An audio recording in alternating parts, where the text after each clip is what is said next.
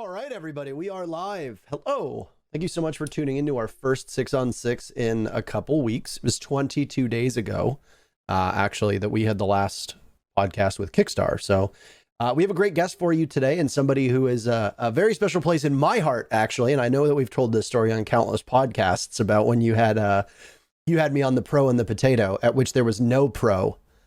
It was potato and potato on that episode for sure. And somebody actually called this one the pro and two potatoes. So I thought that was very fitting. But yeah. Everybody, please welcome GetFlanked.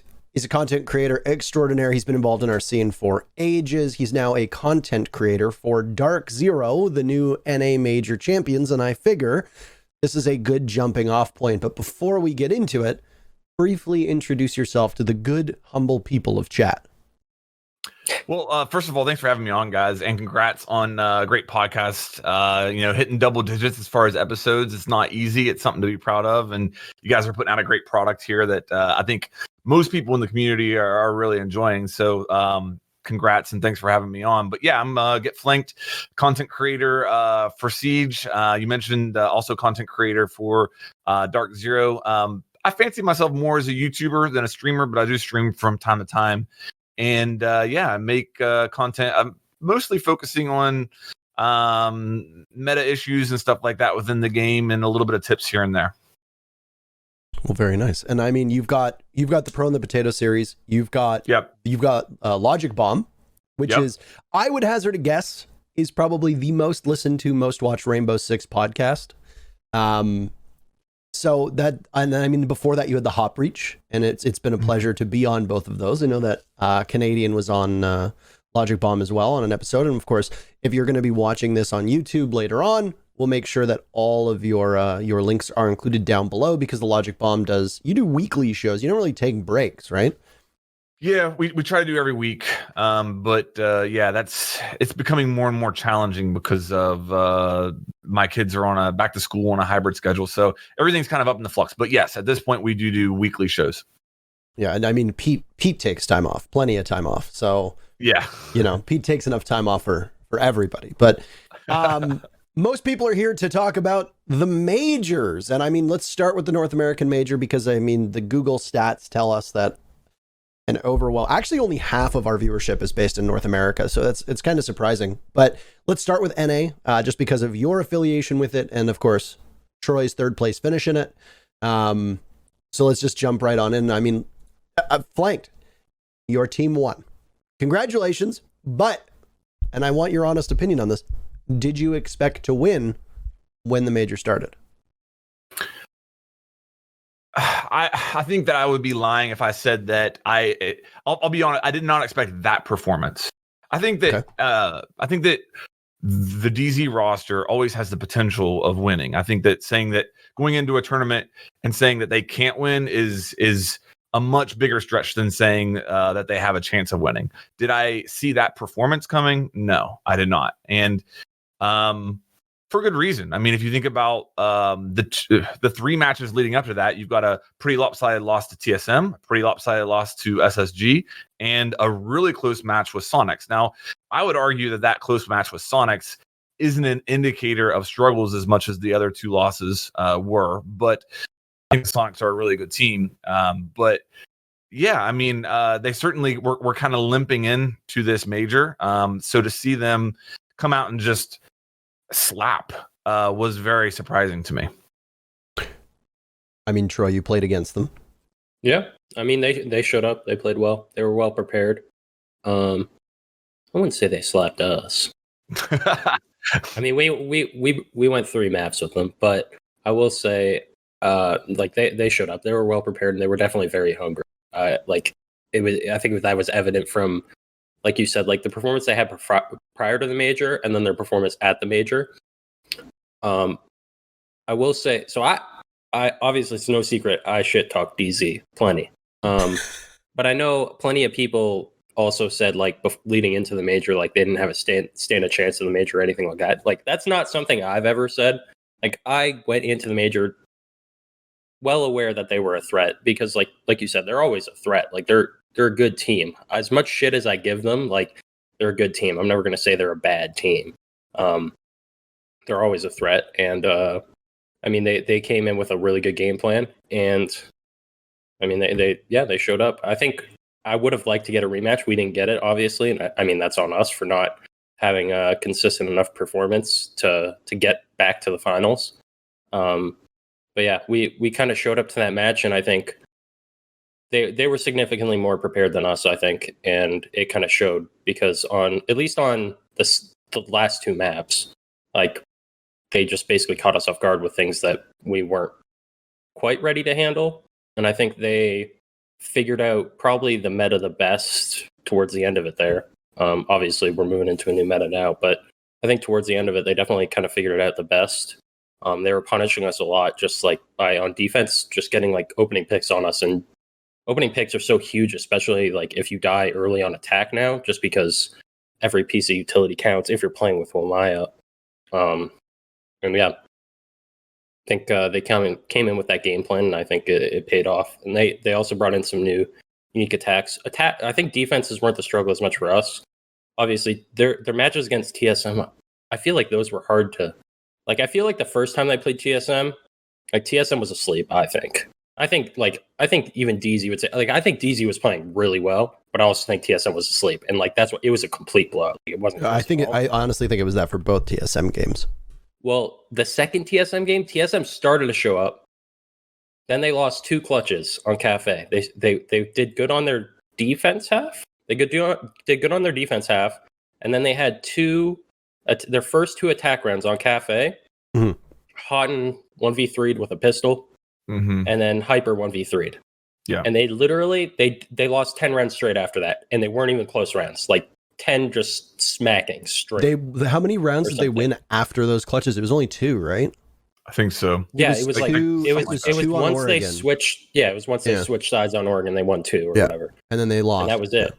And like even those, like that was just them getting on to defense on Oregon. Like you're bound to win some rounds. Like they were after that, it seemed like they were out of it. And I remember tweeting something like that during it. I was like, TSM has to like mentally recover from this, otherwise like they're done for. And they showed no signs of it. It seemed like they didn't at all. Because I think like just something like that. Not even saying like they were sitting there like getting mad at each other or something, like calling each other out, arguing. Maybe they were. I don't know. I don't think they were. They don't seem like the type of team to do that. But I think just like those kind of rounds can possibly like just kill the energy in the team. And it looked like that happened because like it didn't matter much. Like the game was kind of gone, but I even noticed it when they switched sides on Oregon and they won those 2 rounds. Like we were joking around, like watching the game getting hyped, and like I was just getting hyped, like just for fun, make the guys laugh. It's very out of character for you, by the way. Yeah, man. Anyways, I think like Bolo like had a big round or something. I forget. Someone showed up and I was like, oh, let's fucking go. And then it switched to the camera and like they were just like, yeah, dude. So I was like, never mind, it's done. Achieved is normally the type of guy to get hyped too. Like he was emotionless. There was one part where they won a round. I think it was one of the Oregon rounds, and it cuts to the achieved Bolo cams. Yeah. And it looks like they'd have the expression that like the soldiers had when they were storming the beaches of Normandy. Yes. Yes. And like I saw that and I was like, it's over. It's like you're on that. It's like the opening scene of Saving Private Ryan, right as like the door of the boat drops, and it's like that's their expression. And it's just like, yeah. It's like it's over at that point. Yeah. DZ showed up though. They played consistently well, which like you can't take that away from them. Like they didn't have a bad map that event, I don't think. Like I think the only map they lost was to us on Consulate. And even then, like it was still a pretty good map. Like it was a competitive map. So for sure. Yeah, I mean they played really well. How do you think when people look back on the NA Major in terms of competition? Because I mean, the fans of DarkZero are going to look back really fondly on this because DZ won. I mean, that always happens, right? Like, it doesn't matter if your team plays like shit. It doesn't matter if your team plays well. You know, if you're a DZ fan, this has been, I could argue for guys like Mint and Hot and Cold, this is like 5 years in the making. And this is as much as, I think as much as the casual observer kind of hand waved away the major results, and they already set expectations and they spun the results being like, oh, it's just online. Oh, it's just interregional. Oh, it doesn't matter. Like, this is still a major win. like major in two different definitions for DarkZero. And I don't want anybody to take that away from them. But if you're a casual observer and you don't really have a dog in the fight, how do you rate the quality of the matches? Because I like to talk about the Paris Major a lot. Honestly, barring one or two matches, the Paris Major is not worth revisiting in terms of exciting matches. And I think the same with the Raleigh Major. I think the Raleigh Major had maybe one or two good matches, and that was it. The rest of the event, frankly, stunk from a competitive perspective. So we'll go through all the regions, but let's start with North America. Do you think the NA Major is worth recommending that people go back to watch? And Mr. Flanked, I will let you go first. There were so many good matches. I mean, you think about what was it? The Oxygen SSG match was really, really exciting to watch. And I think it was mostly our matches. Yeah, and those were the close ones. And God, even the DarkZero matches. Even the DarkZero matches that weren't close, like there was a lot of really exciting like first frags and like opening frags and like really exciting plays from that. So I think the NA region as a whole definitely it was exciting. I would recommend people going back to watch it. And let me just say something as far as like the quality of the teams there. Like as a content creator for DarkZero, if you're expecting me to say that winning that the NA mini major is as significant as winning any international LAN, I'm not going to go there. No one's going to say that either. No. Not even a player on DZ will say that. Right. For a team or a player to say that, like you have to have a bad mentality. Like if DZ like came out of that major and was like saying that, like I wouldn't even be saying anything. I'd be laughing. I'd be like, these guys are fucking done for. Like that's a shitty mentality, right? Because like you can't be satisfied with that, you know. And I know they're not. I know they're not. Like I've talked to some of them, they're not.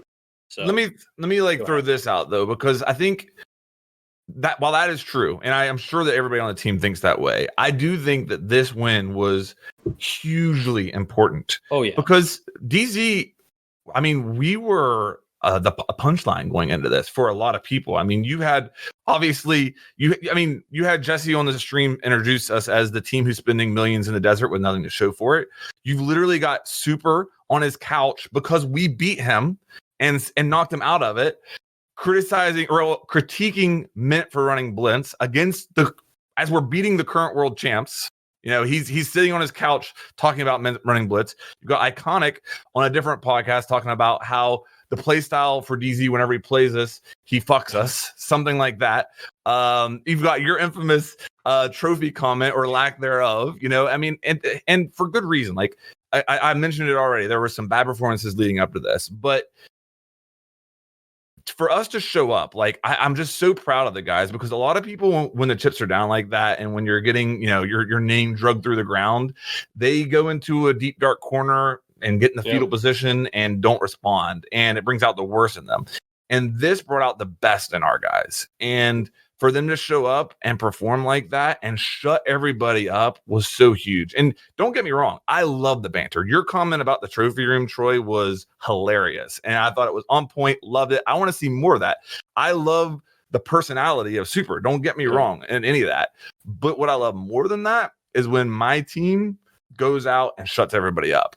And that's what I love as well about it, though. Like, and that's what I love on the opposite side of it. Like, I like to talk shit because I want people to talk shit back to me, and oh my god, I want to shut them up. I still want to shut DZ up. Like I'm going to shut them right back up. Go ahead, win the online major. We're up next. With that said, I will say that I'll say this. I do think that, and I'm sorry, we're getting off your original topic here, INTERRO, but I do think that apologize at all. I think that you can make the case that DZ was the best team in NA for the season. I mean, you look at the resume. Okay, they beat TSM 3 different times, none of which were really that close. Well, 2 of which weren't even close. They beat you guys once, lost to you once. They beat Susquehanna twice. I think no, yeah, no, I don't think we didn't play OXG. Yeah. So when you look at that resume, I do think that you have to make the case that DZ was the best NA team over the course of this season. I mean, I don't think an argument can be made otherwise. Like, if you winning that major, like period, that had to be the argument. Like, if you win that major, you're the best team like in NA that season. Period. Like I'm not going to argue that. No one's going to argue that. Obviously, like I might have arguments for things outside of that. Like I still don't think like I never have thought this even for myself. I think I even had a interview with you, a Pro in the Potato episode after the Invitational where we talked about like the USM win. End of the day, I don't think domestic competition necessarily translates the same to international competition. Obviously, like if you're a good team, you're a good team. But there's pieces of it that are in international competition that don't apply to domestic. But like at the end of the day, if you win that major, like you get to say you're the best team in NA for that season. Like that can't be argued.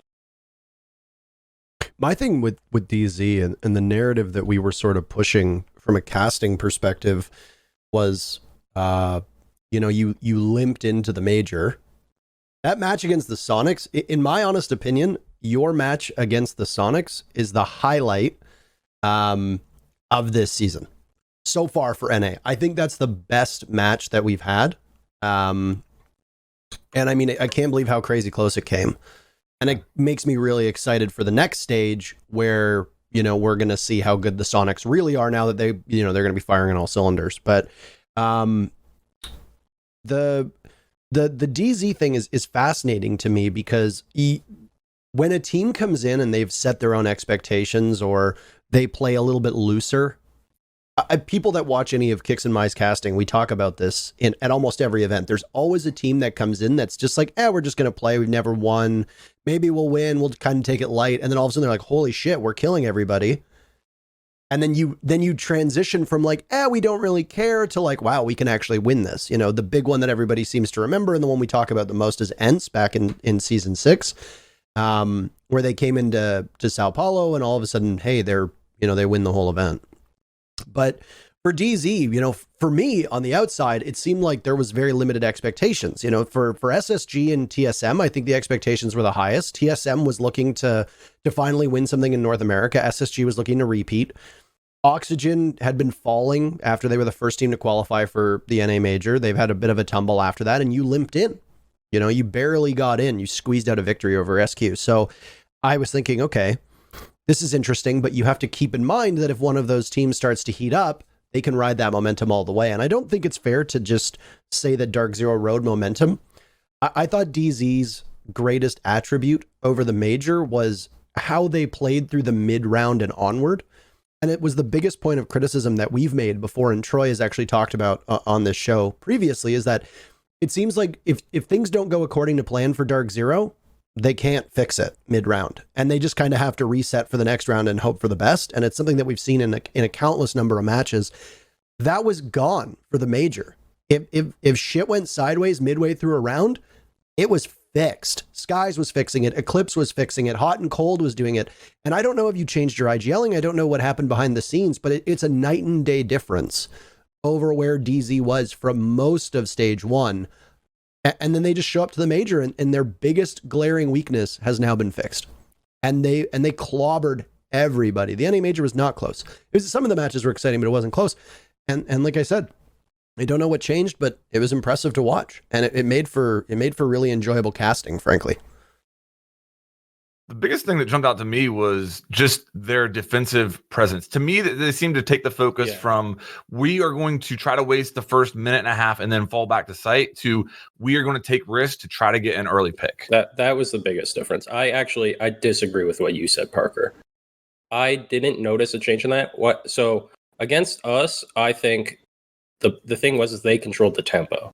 On defense, they were getting opening picks. Like they controlled the tempo and forcing us to be uncomfortable. Like you can't make the other team uncomfortable if like they're forcing on you. You know what I mean? Like you have to be controlling the tempo of the game with like whether it's an operator ban, a certain map style, how you're playing it. It has to be something like that to make them uncomfortable. It's not necessarily just like a pick and how you deal with it. And then on defense, I think the biggest thing is that, like Flank said, a change in their style to where like they're bringing the pressure to you and you have to kind of deal with that. Also, I think TSM isn't a team that forces you to adapt as much. They're like, they play their game. Like TSM's the type of team where, and I think it's why DZ actually has a good matchup with them. Like, obviously, like from results, like they beat them 3 times this season. Like you don't beat a team 3 times in a row unless you have a good matchup against them. Usually a team figures something out. I think TSM's the type of team, they just run their stuff. Like they don't run unorthodox things. They play very like standard Siege. They make some things up here and there, but like they don't play very unorthodox in my opinion at all. And I think it's hard to make a team uncomfortable when you play like standard Siege. And I mean, like that's partially like I get for us, like that's poor like preparation for us to not force DZ to be uncomfortable, and also credit to them for changing their style to like bring that pressure to us. But I don't necessarily think they proved that they're like better at adapting. I think they really focused on the preparation to control the tempo of the game so that they didn't have to adapt as much. Not to say that they can't make that change and get better at adapting. Who knows? But it didn't prove it to me, at least. Interesting. Because I'd see for me, I definitely did think that they did much better mid-round, but I do agree that they put more pressure on, and pressure was something that you actually referenced about BC. Whenever you played against him, he always had pressure. There was always pressure. You always had to worry whether it was attack or defense.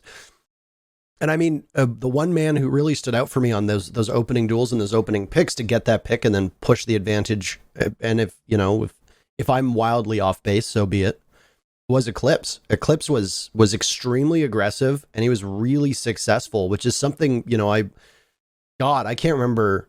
I haven't seen like that level of performance on entry from Eclipse since way back when he was on that old Rogue roster, and he was working in tandem with Slash. I was very, I don't want to say impressed because that sounds like him like talking down to him, but I'm going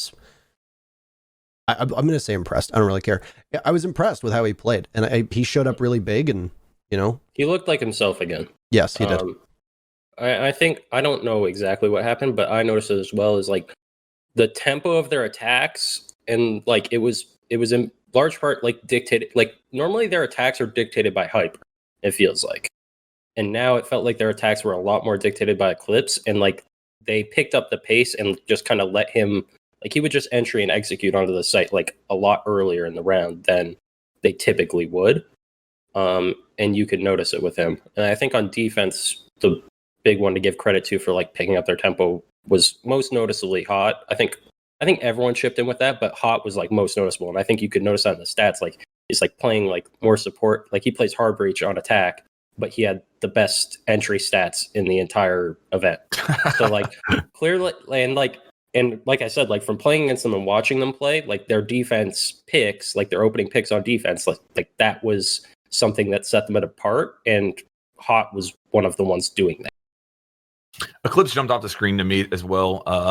Parker, I definitely agree with you there. And that felt really good because, I mean, I'll be honest with you, like when you go back to the roster change that was made with DZ whenever they brought on Eclipse and Skies, if you're a glass half empty person, you could say at that roster move, okay, we're losing BC, who in my opinion is one of the most consistent LAN performers in all of NA, but especially on DZ. We're coming off of a runner-up finish at Tokonami. Why are we changing anything? And then also, we're bringing on Eclipse, who just got relegated, and Skies, who's been relegated twice. Now, that's a glass half empty. If you're a glass half full guy, then you're saying, okay, we're bringing on a lot more potential firepower here with Skies and Eclipse. And I think that was another reason that I think this victory is so big, is that we saw that roster really show that firepower when everything's clicking for the first time. Yeah. It was nice to see, and I think it's great because it makes a very casual analysis of the DZ gameplay, which is like, oh, Hyper does everything. And then that's basically the whole conversation, and now it's over. It makes it a lot more, it makes it much more even. Now, I don't know if this DZ is going to continue. Troy, you hinted at the fact that we are now in the midst of a meta shift, and with Ace and Malusi coming, I've heard from a couple different coaches that there's been an awful lot of prep work that's been going on. There's tons of changes. Yeah. Between that and then like there's a bunch of changes that were added with Shadow Legacy, like that aren't zero basically. So like there's a ton of changes that are coming into the game. The game's a lot different. Now, I want to get into Shadow Legacy, but we still have the other regions to go through. So let's start with the very first one. We can dive into APAC. I don't know. APAC is the hardest region for me to watch. I don't know about both of you. Yes. Yeah. But it was Cloud9 versus Giants Gaming in the final. The results of a lot of these majors were kind of upside down. Cloud9 has not looked like a very good team for a year now. I think the last time we saw them in any real impressive fashion was when they were Mantis FPS back at SI 2019. But they played really well. And Giants Gaming, who have looked by far and away the most dominant team in APAC North, I think kind of fumbled it. I was very surprised. I don't know if either of you watched APAC North, but I didn't. I mean, we were prepping, so like I couldn't be up at that hour watching. I mean, you barely make it up for this podcast anyway. I caught glimpses. Yeah, I was gonna say you make it up for golf. I caught glimpses of it, and what I saw was very entertaining. I'm glad to see Cloud9 get a victory. Like you said, it's been a while since we've really heard much out of them, and would love to see that org have a nice presence within our scene. Yeah. I don't really know much about APAC. Like I said, it's one thing that we've talked about on this podcast is that even for people that are super fans, it's very challenging to watch every region. Yeah. APAC in particular is usually starting, like, I might be able to catch the last match or two, but usually I'm not, because it goes live at like 5 a.m. Eastern or something like that, or 6 a.m. Eastern. It's like, no way am I waking up that early to watch Rainbow Six. Like, no. I very rarely can watch APAC games, and usually when I do, it's like, usually they play their APAC LAN, and then there's a LAN that they qualify for, and then I watch the teams that qualified for that. Yeah. So like that's usually how I watch the APAC games, but like this season there was none of that basically. Like we were prepping for our own major while the APAC major was going on, so didn't really follow much. One thing I want to say is like, I mean, it's kind of unfortunate, like Fnatic situation. Yeah, they had to play online with like, what is it, like 150 ping, like something really bad in a region that is already known for extremely aggressive peaking. You're going to be getting killed around multiple walls.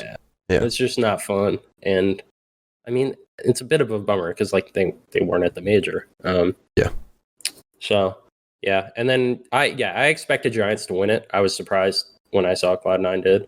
But I mean, I think that's good news because I don't think that's necessarily like Giants getting worse or something like that. That's clearly a sign of Cloud9 improving, because I feel like for a long time, like I haven't even I don't really expect them ever to be like Giants or Fnatic or anything like that. So I think that's a testament to them improving, and I mean I think that's good news, right?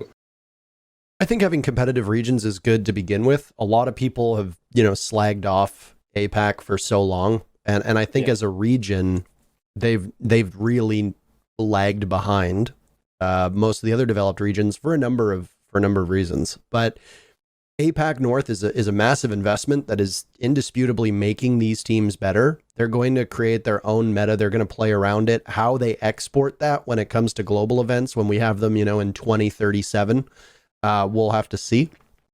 But in the meantime, these teams are improving, and Fnatic was kind of the big fish in a small pond down in ANZ, which is APAC South, which we'll get to in a bit, because they had the Oceania, which wildcard won, and then they had I guess it was technically like Southeast Asia, which is the one that Union Gaming won. But I mean, even if Fnatic was on normal ping, I don't think it's a given that they're going to win a major. And I don't even know if it's a given if they're going to make it to a major with how competitive APAC North is right now. You've got Cyclops, you've got Cloud9, and you've got Giants Gaming, all of which are good teams that are getting better. And Fnatic will need to improve if they want to compete with them. I mean, I would still say that Fnatic is probably the best team in APAC out of all of them. The results don't show that for APAC North so far, but as you pointed out, they're playing on ping. So I mean, COVID sucks for a number of reasons, but it would have been nice to see them play on a level playing field. Exactly. Like, by no means am I saying they definitely would have qualified for the major. They definitely would have won the major, but it's just unfortunate that they're they're playing at an inherent disadvantage. Like, there's no arguing that. And it's unfortunate, but yeah. That's brutal. Yeah. Did any of you watch South Asia, which is the one that Union Gaming won, or Oceano, which was the one that Wildcard won? Wildcard beat Pittsburgh Knights, and I can't remember who Union Gaming beat. I didn't watch any of like the sub regions. The only ones that I like actively watched were APAC, EU, Brazil, and NA. Because I know like BR6's what isn't the whole region, because there's Mexico and South America too, right? Yeah. But I don't think South America did a major. I don't think they did. I think Mexico did, but I don't think South America did. I think you're right. I remember a graphic, and I don't remember seeing that one as part of the majors. I'm not sure. I honestly don't know. But honestly, it's been hard for me to follow. I followed the Latin American one, but like I even wanted to follow it more, but like we're practicing during it. Yeah. So I'm just like kind of looking over my phone, like not really just between rounds, kind of checking score updates or like hearing score updates from like Sov while we're scrimming. So it's kind of just unfortunate how it worked out, but like EU, I got to watch entirely because like we were taking a break. Yeah. So it's one of those things where I'll go back and I'll revisit it, but I won't watch it live. And a lot of times, like when I'll go back and revisit it, it will be when we have a live event and there are teams present. And when I was in Poland and we had, we were casting all three regions, I was very upfront about the fact where it was like, I couldn't really watch APAC, period. I wouldn't watch it live. And a lot of my week, if I'm not streaming, a lot of my week is rewatching the other half of NA, EU, LATAM that I wasn't casting. So APAC would usually be reserved for, okay, there's an event coming up. There's the APAC finals, like you talked about, Troy. These are the 8 teams that are going to be present. Time to do some research on them, watch those finals, and then the 2 teams that make it out, go back and dig up stats and rewatch those VODs. And I think it's just that there's, I really appreciate, and I think it's great for the game that we've branched out so much. And, now that there's Mexican teams competing, and, there's Argentinian teams competing, and there's just Sri Lankan teams competing, and all this jazz across the world. We're actually getting like a global league. It just makes watching all of it pretty much impossible. So for sure. And I think that's okay. Because I mean, the regional viewers will enjoy it and they have something to watch, and it's going to, the players will improve. But I actually do think there's quite a lot of benefit of as a caster, at least, of being able to like step back and not just watch Rainbow Six all day, every day. So I imagine that's true. Yeah. So let's jump over to let's go to LATAM, or Brazil, I guess technically. Nip wins. Did we see that coming? I think I saw it coming. Me and Troy were talking about this before we went live a little bit. Me personally, I think that Nip is like the sleeping giant right now. All this attention on NA and EU, and for good reason. It was a really exciting matches on both of those majors, and Nip's just kind of cruising along down there, having a really close second place finish at the Invitational. Looks like they're still improving to me, and the next international LAN, whenever that is, watch out for Nip. Yeah, I mean, I think I feel like a lot of the regions, it's been kind of the same. I think like our team, we kind of joked about it. I'm actually going to call out Veli here. Veli tweeted something about like, I wish there was a major like to show all these new top teams competing, and we literally like we linked in our team group chat. We're like, what teams are new? Because like honestly, like a lot of the teams, like they're teams that have been near the top for a while. Like obviously, like teams that are winning are different, but like it was competitive across the board. Like even in Latin America, it was still competitive. Liquid and NIP had like a crazy close match. I remember I watched that one. I didn't get to watch the phase matches as much. But yeah, like across the board, all the regions, I feel like all the teams are very competitive, and like they're not brand new teams, any of them, by any means. Like they've had like top finishes before elsewhere. But yeah, I think NIP is like still a threat. I don't think there is any reason to question that anyways, though. And I don't think there's any reason to question any of basically the big 3 of Latin America. Like Liquid still looked good. Liquid's still like they're still going to always have that question mark though. It lands like, are they going to show up this time? Are they not? I think a big part of that comes down to like their group draw a lot of the time. I feel like they don't consistently like dominate their own region.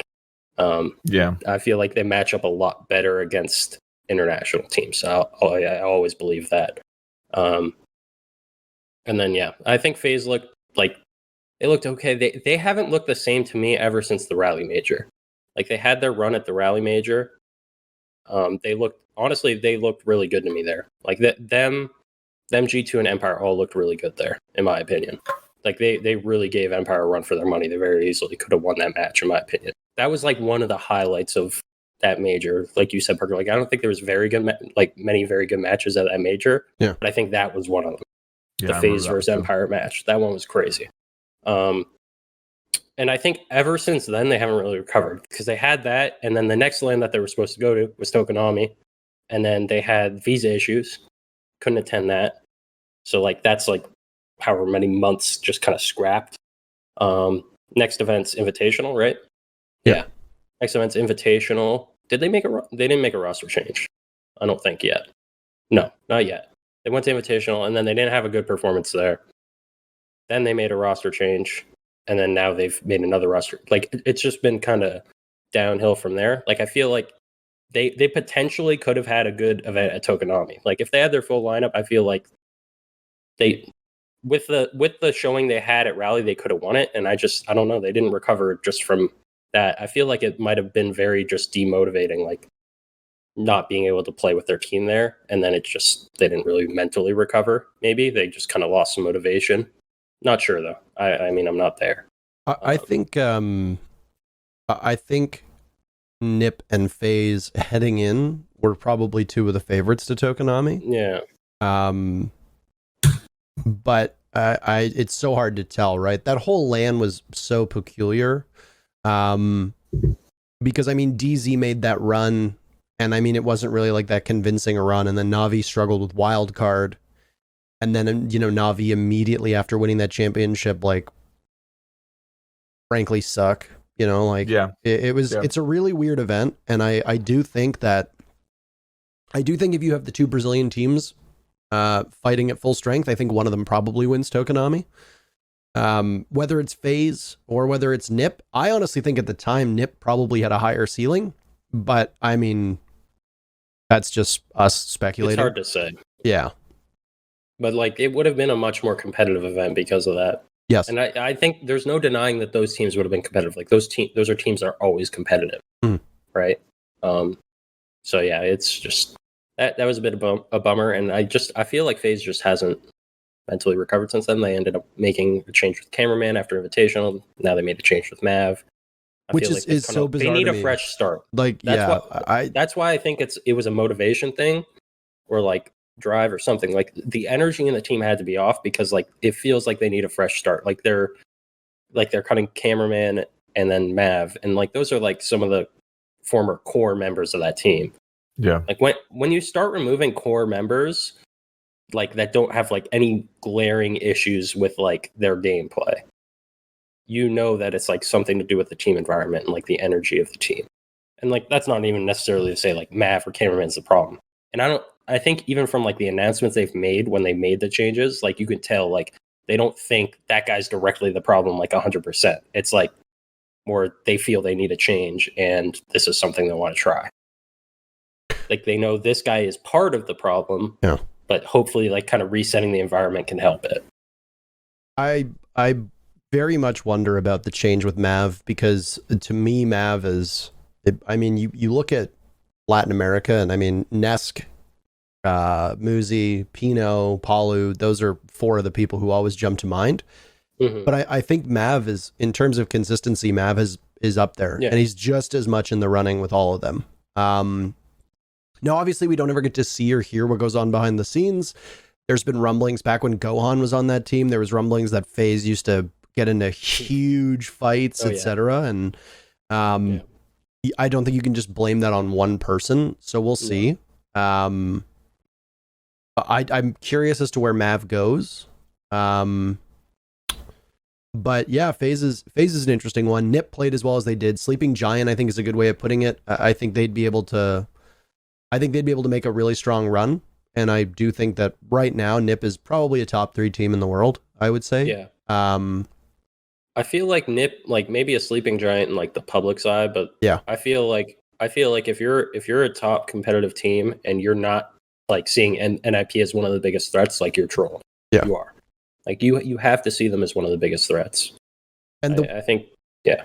The one thing that I think in Latin America gets kind of overlooked is that everybody knows Liquid because obviously Nesk speaks for himself. Team Liquid probably has the second largest fan base in all of professional Rainbow Six after G2. I'd say in terms of just like sheer popularity, maybe TSM would be up there as well. It's hard. I think G2, TSM, and Liquid are probably 1, 2, and 3 in any particular order in regards to fans. So everybody likes Liquid, but I mean, Liquid has significant issues with consistency on LAN.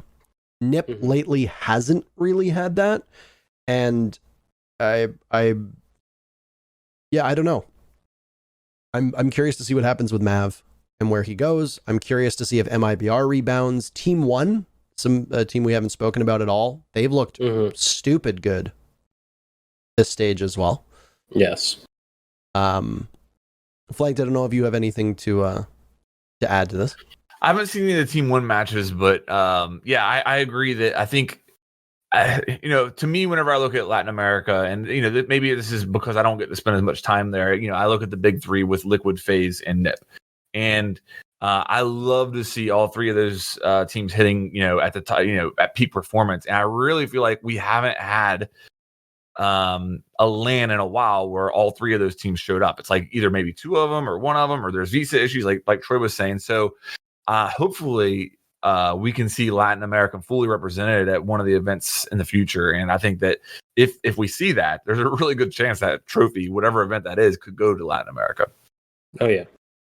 I mean, yeah, I think all the regions are competitive. There's no way to make an argument of like what region's looking the best, in my opinion. You can theorize of like how their metas are going to match up against each other, but I think it's kind of impossible to tell. I think all the regions look strong though. That's why like a LAN would be so interesting, is because like you really don't know, just because how they're playing, like you don't know how they're going to match up. Right. But yeah, NIP is always a threat. I think they're even more of a threat on LAN now too, just because I think they can thrive in that international competition as well. I feel like they didn't as much before, like way back when they didn't have as much structure. I think they're like they have more synergy and structure, like just at the base as a team now. And then I think they still bring that unpredictability that like they always brought to the table, and that skill that they always brought to the table that can kind of carry them through. But I think the unpredictability they bring to events is kind of what can really set them apart. I thought that your matchup against Nip was thrilling at SI, and I thought that's some of the best Siege we've ever seen. Not just Nip play, but I think that's some of the best Siege we've ever seen Latin America play. And I've always had a real soft spot for LATAM. Always, my first event was Sao Paulo. Brazil's a cool country, Nip and Julio in particular. Julio's one of my favorite players. And there's a lot of LATAM fans who think that I hate them, which is, is wholly about.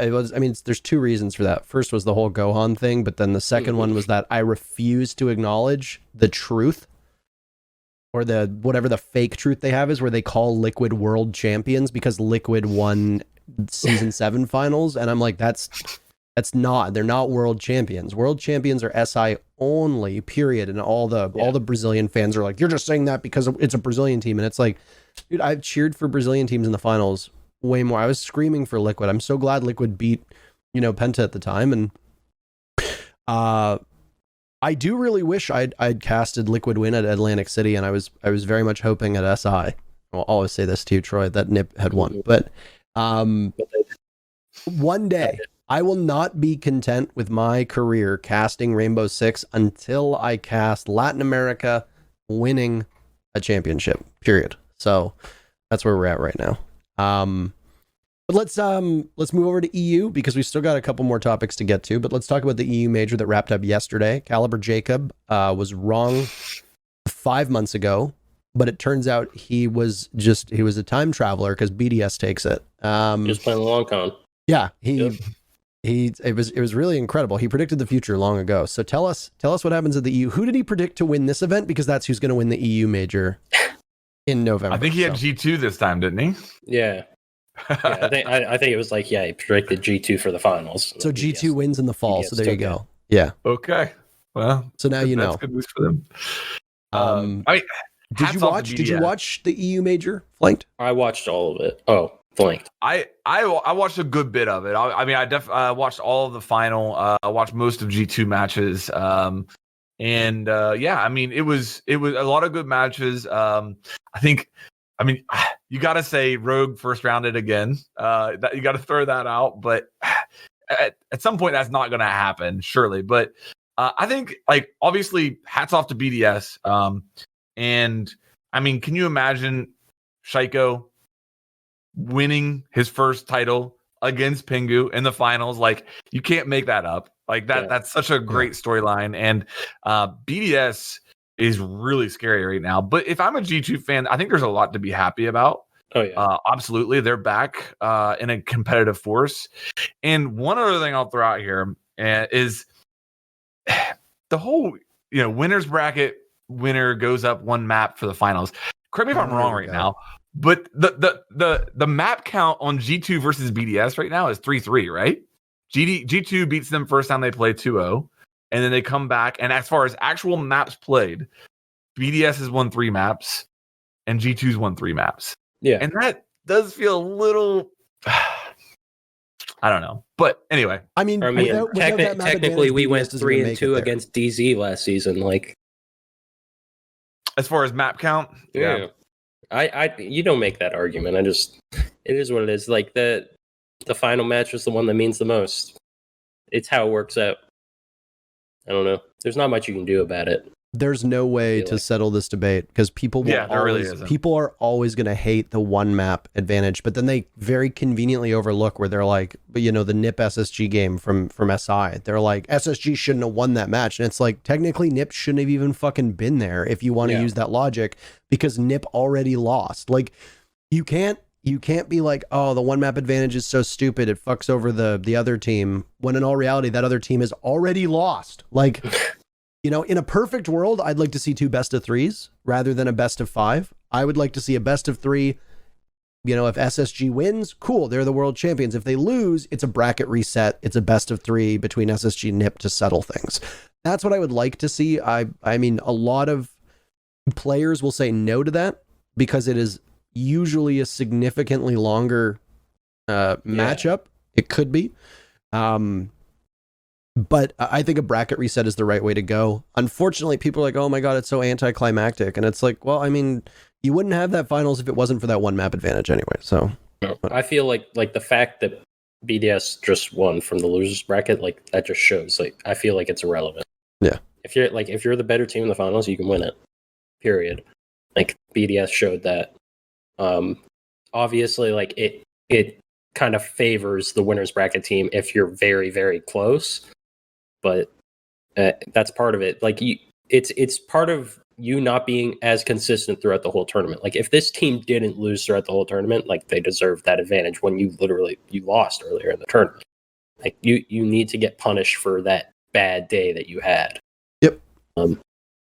But a lot of people don't say so. From what I gather of the conversations that happen on social media, it's not that they feel it's not competitive. They dislike it from a viewership perspective, and they're like, "Oh, it's not enjoyable to watch. We've been robbed of a proper grand finals," is what most of them say. They're like, "Oh, like SSG just need to show up and win 2 maps." Like, I will be honest. Watching DZ win 2 maps against TSM is anticlimactic from a viewership perspective. Like, is it fair? Yeah, it's totally fair. It makes the most sense from an integrity standpoint because TSM's already lost.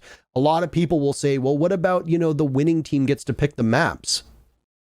No, the winning team getting to pick the maps is nowhere near enough of an advantage to lose an entire fucking match and still come back. So, right. People are going to argue, and that's fine. There's no perfect solution. No. The two best of threes is the closest I've heard. Honestly, the two sets of threes is by far and away the fairest, but at the same time, the winners are going to turn around and say like, "Oh, we don't want to do that because then we might have to play maps back to back." And that's where I don't like it. Is when you have the opportunity to play the same maps, it's kind of like playing the same maps like maybe the next day that's okay, but playing like two of the same maps or even one of the same map like in two back-to-back series that are like set an hour apart or something, it's kind of absurd, I feel like. I don't know though. I think like it's not a good match if the winners bracket team shows up and blows them out, but I mean but that's the thing. Matches don't necessarily need to be entertaining. Like I understand that there's a spectator component to this, but at the end of the day, this is a league where teams are going to win. It's not like DarkZero is going to play poorly against TSM to try and get 5 maps to put on a good show. They're going to beat the ever-living piss out of them and try to win. And it's like, is it boring? Maybe, but that's kind of what makes esports and real sports so great, is that sometimes they're a stomp and sometimes they're not, but it's organic and it's real. It's not scripted, because if it was scripted, every single match is going into overtime on map 5 and it would get very boring. Sometimes you need stomps to be able to appreciate closer matches after that. I even think though too, just like for the small, like it doesn't happen often, but like the small chance that it does happen, and just happened with BDS, like that when the losers bracket team comes in and wins it, it's so much like it's an incredible story. Like it's a good storyline. That is like too, right? That was one of the most entertaining. Like it was an online mini major finals, and like it was still one of the most entertaining matches I've watched in Siege, because they're reverse sweeping. They're coming in, they're at a map advantage, like map disadvantage already. And then one of the biggest things I had in my head coming into that match too is that they were at a 1-0 map disadvantage, and then BDS has like a weakness in their map pool where Villa and Theme are both very weak for them. And in a best of 5, they basically had to play one of them, right? They just ban one and G2 picks the other. Yeah, well, they lost Villa though. Exactly. And they lost Villa. I will say they made it really close, and I was surprised by that. Yeah, went to round 15. But the fact that like they were basically coming into that match at an 0-2 disadvantage, and they still brought it back. Like I think that's a really good storyline. Sure, it doesn't happen all the time, but I think it gives you that opportunity for a team coming back. Like they got 2-0'd by G2 literally 2 days ago, and now they're reverse sweeping them. Like I think that it makes it much more interesting in those cases. Maybe not all the cases, but through the grand scheme of the tournament, I think it can give you better storylines. And it makes the tournament as a whole significantly better, in my opinion. Yeah. I mean, it may give you the opportunity for a more lackluster finals potentially, but the entire tournament as a whole is going to be more exciting because of this, in my opinion. Yeah. And even in the case when you have that lackluster finals, though, it's a testament to how dominant that team was through the tournament, right? Sure. They played that whole tournament, didn't lose. They would have already won the tournament by this point if it wasn't double elimination. And then they came into the finals and they just cleanly closed it out with their map advantage. Like, I think that's just a testament to like they've showed up every day. They can't be argued. Like, they're the best team at the event. So, that's my take on it. I think that, and from a storytelling perspective, if we're doing our jobs correctly, if a final is boring, as long as it sets up a storyline, you can use it in the future. Look at Penta, for example. A lot of people look back very fondly on the Penta days, that squad that literally was never losing. And it's not even that they weren't losing, it's that they dropped, like, it was something dumb. Like, they dropped 5 maps on LAN in like a year and a half. That is just an utterly fucking astonishing number. Losing 5 maps in like a year and a half's worth of lands. I know we don't have that many lands, but that is mind-boggling. But every single time that Penta and then eventually G2 team crushes their opponent, the fall is going to be even better. Yep. And that's what you need to do. And that really is, that's on us as casters, and that's on the community as well to kind of set up this storyline, because matches don't happen in isolation, and a victory in a grand finals does not happen on its own. It happens in a context of a year's worth of events. If it's a world championship, it's a year's worth of grinding to get to that point to reach the top of the mountain. If it's a major, or even if it's a season finals, you're setting yourself up for an even greater run later. It's an investment, right? So if you look at DZ's victory here in the major as an example, they just plow through everybody at the NA major. They're on the top of the mountain right now. The story that we need to move from is, okay, yeah, the match against TSM was a snooze fest. It was very boring. DZ put on some good matches, but for the most part, it was very clinical. They crushed everybody. Cool. Not exactly the most exciting storyline for people that aren't DZ fans. But now you maneuver that story, or now you make a little bit of a maneuver, and you look at the next storyline, and that storyline is wait until DZ loses, or wait until DZ faces adversity, and then that old storyline comes back into play. Yeah, and like see if they hang on to this. Better. Yeah, I agree. I saw a really hot take yesterday. Okay. I'll throw it at you guys. Maybe you guys saw it too. It was Rams on Twitter, and he was. I'm not going to say the whole tweet, but he was basically saying that if Shaiko's never banned, then the G2 Empire never exists. Well, it was a bold one. It was. I mean, B Genius was not the same team. No, and the infamous match that we're referring to, Penta won that match. It was super close. And Shaiko went off. I casted that match with Bloodbath. Yeah, but correct me if I'm wrong. Penta won that, right? Penta won, on map 3. It was like what? It was Coastline, Consulate. And I can't remember the other map, but was it a best of 3 at the time, or wasn't it just 2 maps?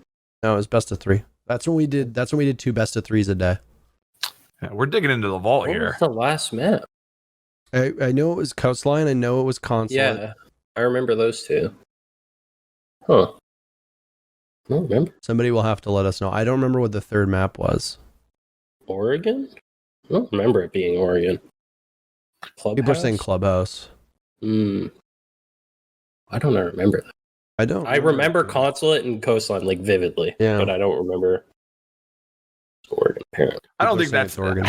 I don't think that's fair to try to say that to either parties involved. In all honesty, you have no idea. No, maybe B Genius implodes.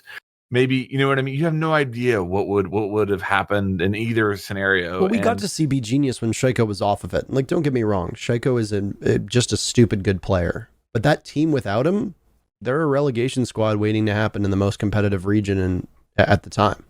Yeah, right. I mean, there's literally proof. Like at the end of the day, like Shaiko is an insane player. There's no denying that. But like at the end of the day, you can't just like carry a team. And like that team was significantly weaker than BDS in terms of structure, the players on it, everything. And then even then, like BDS, they just finally got like big success. Like they had a good run at SI, and then they went to the stars, right? They had a good run at SI, but like it was still like super close matches against everyone they played. And like even then, like their finish wasn't they didn't win, right? So it wasn't like making that argument that G2's era would never have happened. Like G2 was dominating everyone. Like it's so hard to make that argument just off of one player being there. I mean, look at how competitive EU was outside of B Genius for that. You know, you had Ents who were at top form at that point. You had Millennium who were good enough to win DreamHack Austin just a couple months later. You know, that's 2 teams. Then you have Empire on the rise. At that point, you still had Snook and Nose, who then became IDK before Team Secret, that they were also very, very strong. You know, so you've got a couple teams that are really competitive, and then Mocket was starting to rise up at that same point, which was like one of the 3 different Mockets. This is the German team I'm talking about, and you know, so there's too many teams for you to confidently say that. I mean, I get it. Like, kudos to Rams for making a hot take. Like, hot take. That was a hot take. That's a Caliber Jacob level hot take. So at least Rams is getting to those levels. I think he did put something like ridiculous, like he said it was like fan fiction or something. Yeah, he put fan fiction at the end, but I mean, Well, yeah, and maybe he was just saying it to try to drive conversation. Like, I guess I tweet stuff I don't believe just to get reactions out of people. I don't care. Yeah. I kind of got that vibe. Okay. I mean, my rogue tweet the other day was literally just rogue lost, and I was like, blow up the team. It's like you just. Then I'm like, I tweeted it being like, some people are going to be so mad at this. Yeah. And then Super was like, didn't they just make 2 roster changes? And I was like, thank you for like, yeah, like I know. That's why I made that tweet. Like Leon and Karzeka have like barely settled into this team. Yeah. Like I get it, but it's like sometimes Twitter's so bad for that. Twitter is so bad for that. Trying to get a joke across, dude. You know what I mean? Like Twitter fucking sucks. It's so hard to do. So bad. Like there are times where you like tweet things that are very obviously a joke and people just don't understand it. And the other thing too is, and this is something we talked about on the podcast before, is it's like, it's not that people don't get it. It's that, I mean, I don't know about you guys, but from casting all the different regions, I have a fair amount of followers who, you know, speak Portuguese or speak French or speak, you know, German, etc. And they have to translate the tweet. And sometimes, sometimes auto translate blows it. Yeah, it's not gonna come and through. It completely misses the intent behind what you're saying. Yep. So, now that we talked about all the majors, etc., we can get back into the EU major later. But I mean, it happened. Rogue needs to fix something, etc. I want to get on to something that a lot of people probably want to hear about, which is Operation Shadow Legacy, which is your wheelhouse if you think about it, because you're a content creator, Mr. Flanked. So, obviously, a lot of things announced. Sam Fisher, who is codenamed Zero, which is like whatever. I mean, they should have just named him like Sam. Sam, yeah. But then people said, oh, well, they don't use real names. And I'm like, yeah, what about Zofia and Ella, you fucking goobers? Yeah, our team's not calling him Sam, we're calling him Tim, apparently. That was the Tim? That was the consensus we reached. Yeah, I don't know. We were playing ranked and Nate decided on Tim. Because we can't say Sam. And we can't say Zero, because Zero's Bosco's dog. So if we start calling Zero and Scrims, he's gonna go fucking crazy. I will say this, and I said this about Ace, and I'll say this again now. Ubisoft needs to start naming them like things that aren't like words that are used in callouts or used in casting, etc. Because it's cool that we have an operator named Ace. We have 2 players named Aces. We have a caster named Ace, and there's a term in FPS games called getting an ace. Like, yeah. You know how confusing it is to add an operator whose name is Ace, because now it's just like, congratulations, now everything's just, and now we have Zero as well, which is less applicable than Ace, but still just like just name him Sam. We just call Ace Captain Underpants. That seems like a very that seems like a very wordy call out. Right. Yeah, no, that we call him Ace, but you know, if his gadget should be called SamCams. You know, I just feel like that's a missed opportunity right there. That's actually a good one. Pretty good. Yeah, that's a good one. Yeah. So there's a number of things that changed outside of Sam Fisher coming in. You've got all of the new optics / reticles / sights that have been added. Chalet's been reworked. The replay system is being tested. There's a brand new ping system, which is very controversial. Roof hatches, yada yada yada. So let's start by talking about Sam Fisher. Flanked, we're both quite old, so we probably both grew up on Splinter Cell. So what were your immediate thoughts? Did you get to test the content ahead of time, by the way? Not far ahead of time. I got the early, I got to test it like the week leading up to the release. I never played Sam before that. But yeah, I mean, from the first time that I saw his concept and I actually went and saw how easy it was to put out his SamCams, I recognize him as a very strong operator. I mean, he's walking around with the AK-12 with less recoil and 5 less rounds in the mag. That's, I guess, how they're trying to balance it. And then he's got instant flank watch that he can shoot around. He can also clear some utility if you are in the right circumstance with one of those apps. And I mean, as we all know, I mean, Intel is absolute king. Like, if there's one thing in this game that you can never have enough of, it is Intel. And the ability for him to do that. And then you throw on that he has frags. So you look at 4 cams that do interact with all my magnets and ADSs, and then 2 frags. So, I mean, if I'm not saying it's the preferred use of his gadget, but you could find yourself in a situation where he's clearing his own ADSs and fragging people out. There's just so many different ways you can use him. And when you combine that with the Ping 2.0, holy cow, you've got the makings for a really impactful operator. Yeah, he's going to be strong. He's going to be strong. Too strong? I don't know about too strong, because I feel like you have to use him well to use him. Like you're sacrificing something to use him, you know? Like he doesn't. I guess it depends on your bans too, but like as far as like the whole utility clear thing, like he doesn't necessarily bring guaranteed utility, which could be a problem. And also like when you're bringing nades on the flank watch, that's already something that's like a bit awkward, because like your flank watch isn't always in position to use the nades well. This is strictly speaking competitively. So that's a bit awkward, but I do think if you like, you can ban, like if you're banning Wamai or Jaeger, or like it can make him a bit better, or if you're using his cams really well, like it won't be as much of a problem. Also, like I think it can change the pace of the game. Like you can play a lot more for picks and play a lot more off the info, because you have so much extra info now. And like you can just use, whether it's you're using cams to find picks, or if you're using the cams purely for flank watch, and now you have extra drones to drone things out. Like there's a lot of different things you can do. But there's tons of options, and I think it'll be interesting. Obviously, like I don't even know how it's going to develop yet, because I think there's a skill gap to him. I think people will be able to use them like significantly better than other people, and for sure, I think it'll be interesting to see how he develops. But I think he's a good addition. I don't think it's too problematic.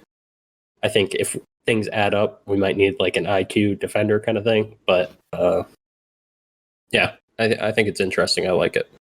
Who does he take up the role of in a perfect world? Who is he taking up the role of on a team? That's the thing. It's hard to say. Like I feel like it's got to be Thatcher almost, but then some maps it's still worth bringing Thatcher over him. And then, like, as far as flank watch goes, like, Nomad still is like a completely different beast with flank watching, right? I feel like it's very niche. I don't even know if it just like fits in for a slot. I feel like you kind of build your play style around it to a degree. Like, I don't think it's just like you throw him in place of Nomad, because he doesn't bring like what Nomad brings, right? Like, Nomad brings flashes and he brings nades, and then the flank watch, like, you can just kind of leave the air jabs. What's his there secondary gadget? Is it a Claymore? Yeah. It's frag grenades. Frag grenades and Claymore? And Claymore, right? Yeah. Mm-hmm. So would you rather have an air jab on a flank watch or a SamCam? I mean, probably an air jab. I think it depends. There's some flanks where like an air jab, like if you're not near it, like it doesn't really do much. It kind of tells you it went off, but like you'd rather have the camera and see where that person goes, right? Right. But then there's flanks that you're close to, and you'd much rather have an air jab, because if they try to shoot it, you're going to kill them. If they hit it, you're going to kill them. So I think it just depends. And also, like, Nomad is a lot better on maps where you want to protect runouts, right? Because you don't have to actively watch it. Like Consulate's a great example, right? Like if you the projector windows, like nomading that, or like the front door, the yellow door, like all those examples, right? Nomad's completely different from the SamCams. Like you're not going to be able to call a guy jumping at a projector in time to where it's going to have any effect, right? You need to either be actively watching with a gun, or you need to have an air jab on it, or a Claymore, I guess. But yeah, so I think it's very specific for that. But I think it'll be up to teams and how they want to use Zero, and we'll just see. But I think there's options for both ways, and I think that it's interesting because it's like a play style defining operator. There's not necessarily like a clear cut right answer. Like I don't think you should be running Nomad or you should be running Zero. I think it's dependent on how your team wants to play. Trying to think of another comparison that we have right now. I think he's very unique. Like, yeah, I mean, the only thing I feel like you can compare him to is like Valk on defense. Yeah, but there's nothing. Which brings up on attack. A great point. Like for anybody who's thinking that I'm just taking his cams and saying that his cams are overpowered. How can you make that argument and not say that Valkyrie is in that territory as well. Because think about Valkyrie, like she's on defense, she gets to spread out her cams in the prep phase. Now, granted, she can't throw them outside. And then she's guaranteed, depending on that camera location, that an attacker is going to enter that area. They have to in order to win the round, okay? Whereas Sam has to, in most situations, there's going to be exceptions where you can shoot it through a window and stuff, but in most situations, Sam's going to have to take map control to set up a cam. And then there's no guarantee that a roamer is going to come from that flank watch or wherever he has that camera. So I think if it's one of those situations, like we've said before, like countless times, like if Pulse was introduced today, people would lose their minds. If Fuse was introduced today, people would lose their minds. I do think that Sam is strong, and I think that 4 cameras may end up being too much. But it's hard for me to say that those cameras are OP when Valkyrie exists on defense. Didn't you have a video saying nerf Valk like a couple days ago? I don't like Valk. That's no secret. I was going to say, I don't think you're an anti-Valkite here. Yeah, I was about to say, I don't think she needs a nerf. I agree with you. Like, you can't make the argument that Valk is OP if you don't say Zero as and vice versa, right? Like, I feel like they're kind of in the same category. I think they're just both strong, though. I don't think either's OP. I feel like the only argument you can make to like Zero being possibly more OP is just that there's no like defender counter, right? Like at the end of the day, there's an attacker counter to Valkyrie. You run IQ. Yep. Multiple. Right? Well, like IQ is the only real one. Direct counter, but the other one, IQ is the only real one. I think IQ and Dope. For sure. IQ and Dope. That's the only arguments I would make. What are you going to say? Like Thatcher? Like, I think Thatcher can work as a ban. I think at lower ranks, we're not talking top level competitive. I think at lower ranks, Twitch operates as a pretty decent Valk counter as well. Is he still Seer? You could mention Nook, but again, that's not. Doke to me is second after IQ. Valk may be at a very low level, but like at that point, like Valk isn't fucking good anyways. If people are throwing shit cans, Valk isn't good. Like, period. You don't even need an IQ at that point. You need to those levels. Everyone's a good counter IQ if the Valk fucking, because everyone could shoot the can. Like what? Yeah. I don't agree with that. The only real counter, shoot him in the head. Nice, man. The only real counter is IQ, and I mean it's a hard counter. Like at the end of the day, I think you can play Valk like and throw them in positions, and this is where I think there's a skill gap. Is you can throw them in positions where it's hard for the IQ to deal with them. Yes. But the thing is, like, a lot of people don't do that. People at pro level don't do that. Like, I think there's a skill gap to it, and I think there's going to be the same with Zero. I will say, though, I think there probably at some point will need to be some sort of counter for defenders to deal with Zero, because it might get out of control when people find really good spots for it. That's a good point. And the prep phase thing you mentioned is a good point as well, because you can kind of know when they get set up, right? Right. But you have the opportunity to hear it or whatever. Well, I think that Sam's cams are going to be easier to see for defenders as well, based upon what I've seen so far. But I haven't seen what they look like on the other side outside of the video. What's that? I haven't seen how noticeable they are. Oh, they're pretty big, and it's a pretty bright like orange light. So I think that'll be pretty noticeable. But it's like the size of an electric claw, yeah. Yeah. That's a pretty good comparison. Yeah. It looks like an orange electrical claw with an orange light.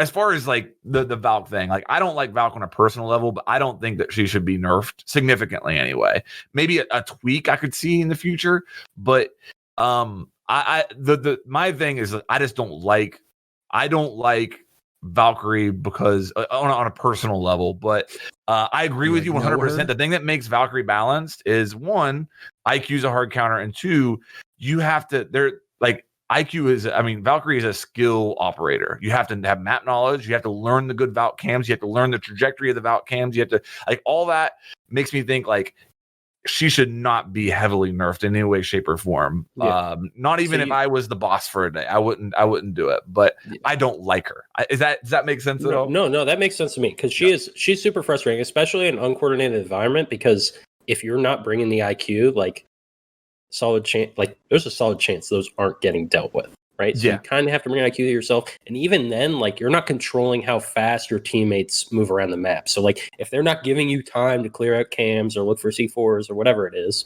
like they're gonna die anyways, and then it doesn't even matter. So I completely agree. Like, unless you're playing in a competitive environment, she can be pretty annoying because people don't deal with her well. And like, you can deal with her well, but you need to be coordinated and take your time and that stuff to deal with her, I think. But I agree though also that it's a skill-based operator where like you're only going to really punish. Obviously, it's a bit different when you're playing against less coordinated teams, right? You don't have to be as good at her. But I think at the highest level, like, unless you're throwing really good cams that like make a lot of sense, where the IQ can't deal with it, or unless you're like six picking to it when they're not bringing IQ, or putting them in the right spot and like knowing the tendencies of the other team, like you're not going to get as much use out of her. So yeah, I think there's a lot that goes into it, but I agree that she can be annoying without a doubt, because when she's going crazy, like it feels like there's not much you can do. I like Valk a lot. She's like one of my favorite operators on defense. She's my second favorite operator after Smoke. I think that she's also incredibly versatile at the lower ranks. You know, there are many times when I'd be playing, especially in Europe, where people just don't communicate or can't communicate because they speak different languages. Having a Valk that's like semi-competent is a lifesaver. Even if it's not you, having a Valk set up cams that then you can play off of, you need less coordination. So I know that some people may not like that, and I do agree Valk is quite strong. She's an extremely versatile op. There's very rare occasions where you don't need her or won't bring her, and a lot of teams have made her work on maps, especially over like the last year and a half. I feel like teams have started bringing her on maps where she wasn't always played a lot, and I mean, she's like the best fragging operator on defense in Latin America, for crying out loud. So yeah, she's versatile and I like her a lot. I can understand where the complaints about her needing a nerf come from, but I think if you look at all the defenders that I'd like to see nerfs, she's not really top of my list. Sure. Yeah, I get that. You know, and on top of that, I'm very curious to see how Ace and Malusi debuting shakes things up on both sides of the equation. But yeah, the next topic that that I think it actually ties into this one really well is what Valk brings to the table in terms of communication, and what the new ping system is going to do to that. Because ping 2.0 is, I would say, with the exception of the scopes, has been by far and away the most talked about among the pro scene.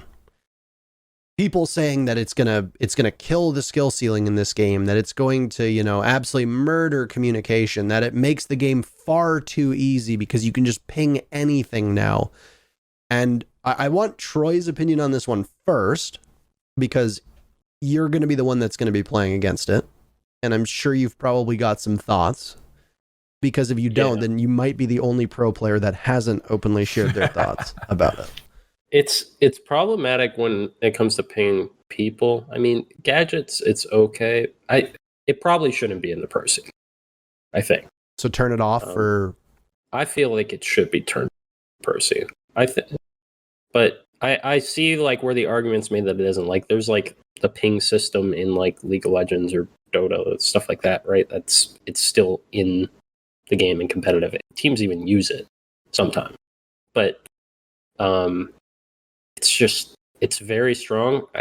If it wasn't for the pinging people, like if you couldn't ping someone's position just without them saying you've been spotted, it would be all right. Like the pinging gadgets, it would take like some communication away, or like maybe make IQ a little less relevant with some things, but she'd still be relevant just for the sake of Echo and Valk.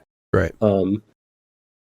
I think if it wasn't for the pinging people, it wouldn't be as much of a problem. But the pinging people, that's a bit too strong with pre-play strains. I saw a video where somebody just like pings a spot on the floor and was like, there's somebody there, and then they just get frag grenaded from below. And it's like, I understand that. The one thing is that when you get spotted on a drone, they know where you are. Like they, and that they know where you are, and you can make some evasive maneuvers if need be, or move from that spot, especially if you're standing on a floor where you can get naded or bucked through or shot at, etc. Yeah, if you get spotted, like they're onto something. Like people aren't just spotting you for no reason. Well, in competitive at least.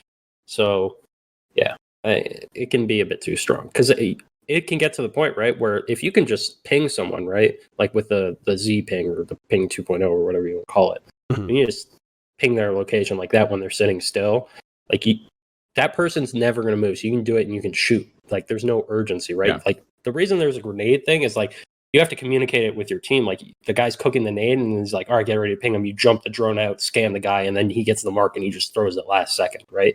And it's like a very small window thing. And I think that takes a lot of skill and communication. It does. But the Z ping, like, there's just like, all right, go stand near here. All right, get ready. I'm gonna Z ping it, and just you keep pinging the guy. Just lines up, takes his time. There's no rush to it, and he can just shoot. Yeah. So I think it's problematic because there's not really like there's no counter to that. It's like you can make the argument the counter is like, well, don't let a drone get in that place, but like it's easier said than done.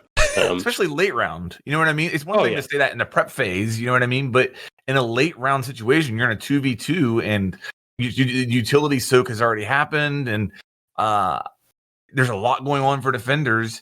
It's very realistic to get a drone in sight in that circumstance. Should a drone in sight at that point be able to have that effect? I would argue no. I'm very concerned about the yellow ping as well. I have zero issue with the red ping on gadgets. I love that. I think that's a good enhancement to the game for the average player. But the yellow ping, I'm very concerned with. For one, I think that it's going to make defenders feel like they can't sit still. I think that you might see a situation, maybe a season or two down the line, where a defender is like, I can't sit here anymore. I've got to always be strafing, and introducing some silly mechanic like that, where they just like even more twitchy than they're going to feel like a Twitch streamer. Exactly. Getting stream sniped. You can never sit still. Right. I'm getting. I also worry about. I also worry about pro viewership. If the pros are as good as with this as I think that they might, or is it going to be really fun to watch people just getting floor banged all day long? You know, with the G8, or and is the spectator going to be able to give us a good grasp on that? Are you casting that going to be able to keep up with that? How are you going to know as a caster that somebody is getting ready to get yellow pinged and be able to keep and let us know and tell that story? I don't think it'll happen like an absurd amount, but I don't think it should happen. Period. That's kind of where I'm at. Like I don't think it'll be happening all the time. You're not going to just get those situations at all. It just doesn't. It doesn't work out like that. But yeah, I think, like, I feel like it should be possible for them to change it to where, like, you can just only ping gadgets. Or like we had JB on the podcast, and the way that he explained it, he's well aware they're tracking this, and he's well aware. But his explanation was that for them, it made sense for you to have the same mechanics when you're looking through a drone as when you're looking through first person. Why can I yellow ping in first person but not on a drone? And I understand the argument against it from a gameplay perspective, but from a logical perspective, I think is where he was coming from. Let's just make it easy for players that you always have the same ping mechanics, no matter whether you're in first person or third person. So that was his explanation, and I get it. And the other thing you have to keep in mind, a huge emphasis for them ever since Invitational, you've heard him mention it 1,000 times. They want to make the spectating experience after you die in Siege. They want that player to feel like they have more to do, and they want that aspect of Siege to be more entertaining. And I think I don't necessarily agree with, by the way. I feel like it already is. Like if you're doing it right, it's just you have to you just have to communicate well. You also need to be playing the game at a high enough level that there's actually things to do, because how many times if no one's bringing any info, if you're under plat and you're playing in a solo queued rank game and everybody drives their drones into the bomb site during the prep phase, they all get shot, they use their drones to drone themselves in, they get shot or mute jammed, you die and there's a single drone up and it's like in the middle of no man's land and none of your team brought any intel. It's like, well, what are you going to do now? You're dead. You just wait. Yeah. Which honestly, the game shouldn't be balanced around people who just throw their lives away like that. But unfortunately, we see with a great deal of every game, the casual community doesn't play the game optimally. That's why they aren't high level.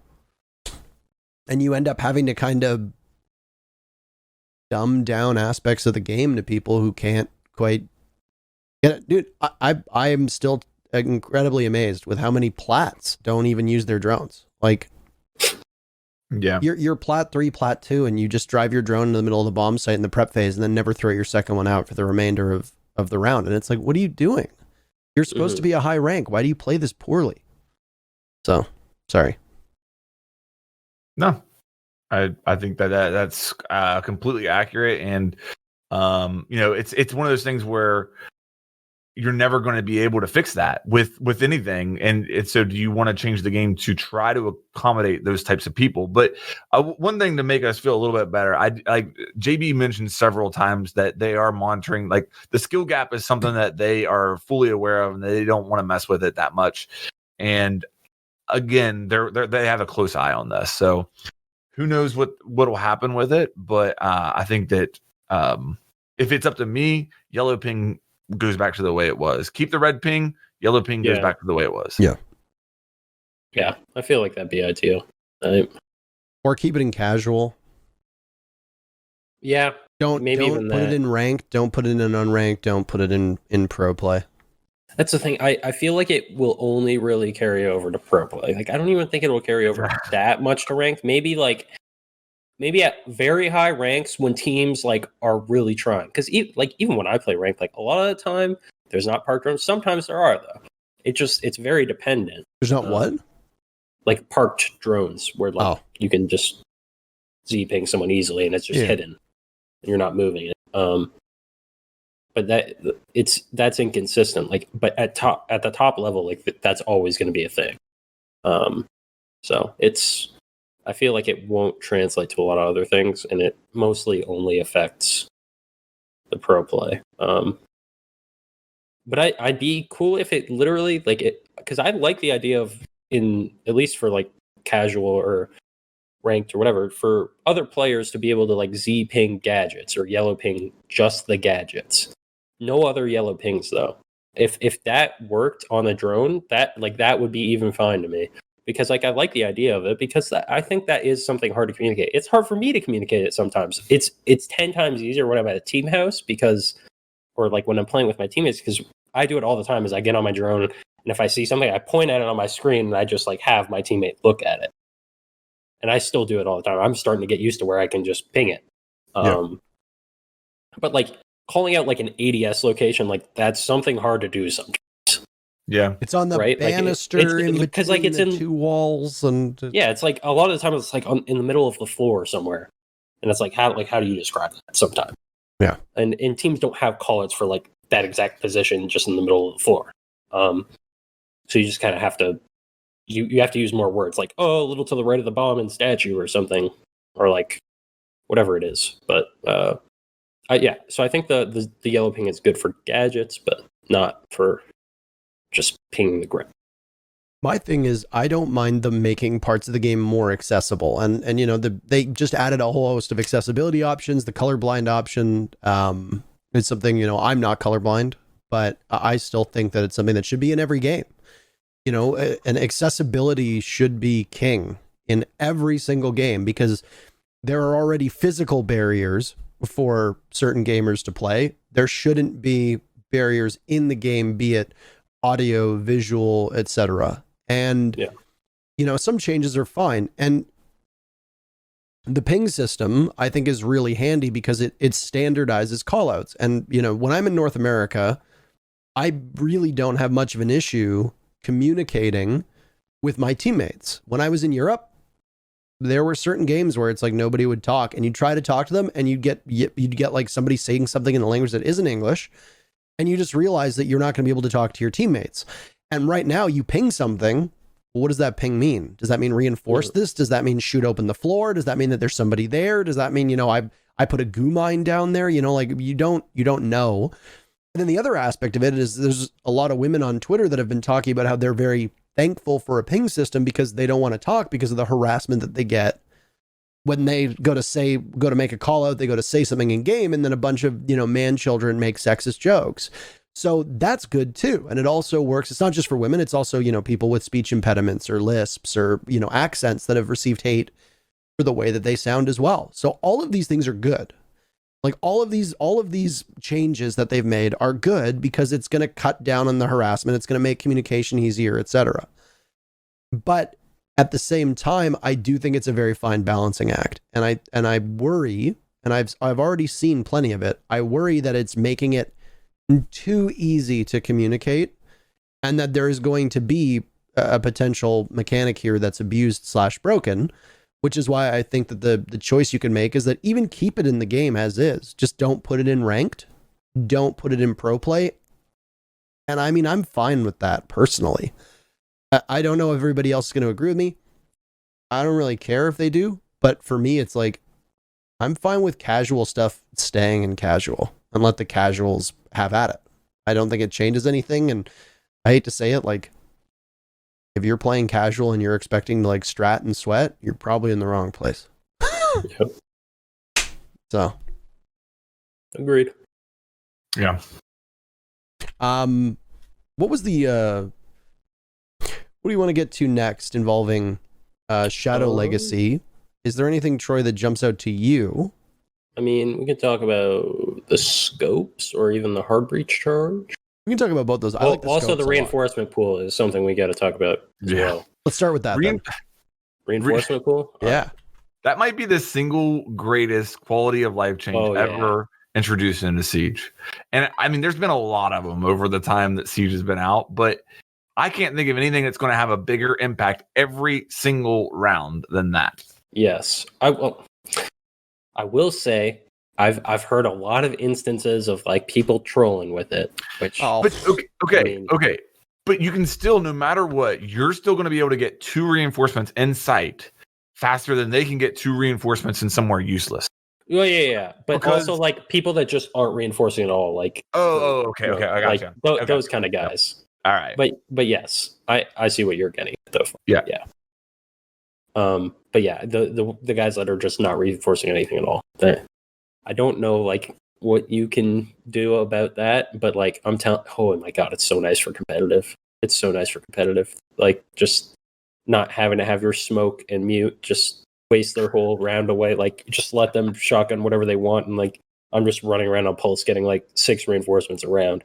Like we were dry running the other day, and we're just like, someone was on an op that could reinforce everything, and we're like, all right, what are all the walls we need here? And we like listed them off, and it was like 6 walls. We're like, all right, yeah, Bosco, you'll get all 6 of those. And we're like, we can't believe we said it, but it was like completely serious, and it like works just fine. It's like, yeah, you just get 6 walls, and like it's perfect.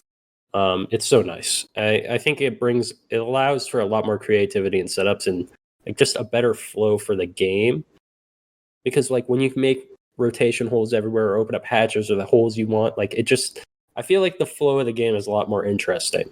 Because that kind of stuff, like rotation holes and like just holes in the floor, angles that are made, that kind of stuff, like that's not like a utility part of the defender setup that you have to deal with. It's just kind of it changes how the map is played, and I find that so interesting because like it's no matter what, like the attackers can find a way to deal with it usually. And I just I think it makes every match, every map more exciting because of it, because there's so many more options. I like the fact that too, that I think this isn't a big deal, but something to think about, like on say Bank or Clubhouse. If the other team's running a jackal, you can send one of your anchors to go do every single hatch, and your roamers can take a different route. And that's those footprints are not going to be in that guaranteed spot that a jackal could always go to before. Yep. That's one thing that I'm really liking about it. And just like I play a lot of Pulse as well, and I've always felt like the prep phase for Pulse is like, man, I wish I could help more. You know, you're looking at Jaeger around like trying to do everything, and this is great for that. The prep phase for Pulse Secret before was always hunting down drones. I think the competitive players know that. Like I do it, Jarvis I know does it. There's a lot of, I mean, Achieve does it a lot. That's the move. Hop on the default cams, look for drones outside, just hunt down the drones. I just love it from because I'm always, and I've slowly but surely over the course of this podcast, slowly but surely I have started taking I'm going to talk about casual and I'll let Troy talk about competitive, just so that there's like kind of, which probably isn't good for my own reputation, because he's going to be like, all he does is talk about ranked and casual players. It's a filthy casual. Yeah, and it's like I need to But anyway, I think it's a perspective fair. that needs to be here. But Yes. I mean, and I'm sure a lot of people that watch this can absolutely relate. And these changes obviously don't just happen to competitive play. I mean, you look at certain operators, you look at Castle and Capkin, they really jump to mind. You know, fucking time to reinforce. And now that Castle's got the super shorty as well, like that man is taking a minute to set everything up. It's so nice when you've got other people to reinforce for you. Capkin in particular, Yes. you want to go off and you want to put your, EDDs down on doorways across the map. Cool. Are you going to reinforce first, or are you still going to be setting down your second trap by the time an Ash sprints in and kills you, right? And I think a lot of ranked players can definitely relate to, you're playing a map like, let's say, the first example that jumps to my mind is CCTV Cache Clubhouse. You've got the 2 walls leading out onto Cache Balk or CCTV Balk. You've got you got the 4 walls in Garage that you want to get. You've got the 1 wall in construction that you definitely need to get, and then the 2 walls in construction in the cache. Those are usually default, unless you've got some crazy setup where you shoot out that cache wall into security or into construction, you're playing further back, etc. Those are usually your default ranked walls. The amount of times I'm playing on that bomb site and just that construction wall is not reinforced, or the garage walls are not reinforced. And it's just like, thank God I can take matters into my own hands now, because we've got a vigil roaming over in Jacuzzi or by Jacuzzi wall, or we've got somebody roaming in the basement waiting on a late flank. And it's like, I'm stuck there being like, well, I guess we're just not reinforcing the Guess wall. that's soft. Yeah, I guess that's soft, and we're just gonna have to play around it. Next thing you know, you don't even hear, you just hear the poof from the Zofia launcher, and you're like, well, we're doomed. So No, there's nothing I hated more than like if I wasn't like in a full stack of ranked and I just like I see people go upstairs on basement defense on Clubhouse. I see 2 guys go upstairs. So I'm like, all right, the hatches are done. Like we got the hatches then. And then all of a sudden, like I finish my reinforcements, I get back to army, I look up and I see the kitchen hatch soft. My heart sinks, bro. I'm just like what the fuck am I supposed to do here? Like at least normally like you can impact it, like try to keep that hatch closed, but no, it's just soft. It's like, all right, good fucking luck. Yeah. And it's like, what are you doing? Like, round starts, you spawn in church with 3 other people, 2 other people. Your Jaeger and your Vigil are both, they're gone. They go up the stairs and you're like, sweet, that's 4 reinforcements gone. Yeah. And then you're playing in blue and you look up and you're like, what the fuck? What was this guy doing? Yeah, where did you go? He's gone up and he's just reinforced one of the Jacuzzi walls and he's impacted the other one. Chilling in strip club, like. Honestly, there are some players, and I like you alluded to earlier, even up in the plat, you see this, which is where I spend my time. Who I think they don't play Rainbow Six Siege; they play Rainbow Six Spawn Peak. Yeah. It's everything. It's if they're on defense. The beginning of the round, the beginning of the prep phase is I'm going to go spawn peak. So I'm going to go to where I'm getting ready to spawn peak, and I'm going to wait there, and then I'm going to spawn peak, and then I'm going to get a kill, or I'm going to die, and then we'll do it again next round. And that is defense for them. Yes, they spend their whole prep phase like mentally preparing themselves for the spawn peak. They're like sitting there like meditating. They punch the door, and they just stay there, and they're psyching themselves up. They're like, I'm going to get. They've been droned out 3 times. They're like, yeah, some dickhead's ready to. Let's go. All right, now's my time. You died. They do a couple of quick jiggle peeks just to get the movement down. Couple cred spams. They're feeling it. They miss their shot. They come back to sight. Oh shit! I forgot to reinforce. Doc's trying to put up a wall, just gets killed from behind. You're like, you're 40 seconds into the round, bud. What do you think you're trying to do? Like, what are you going to do there? I like it, and the thing that kind of pissed me off. And the same conversation happened when they instituted reverse friendly fire damage. I said that in casual, what they should do immediately is just make all team damage reverse. Just mirror it right away.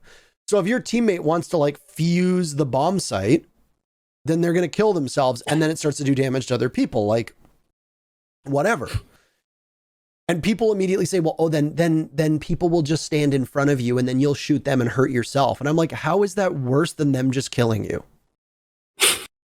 And people said the same thing about reinforcements. And it at least you can stop shooting.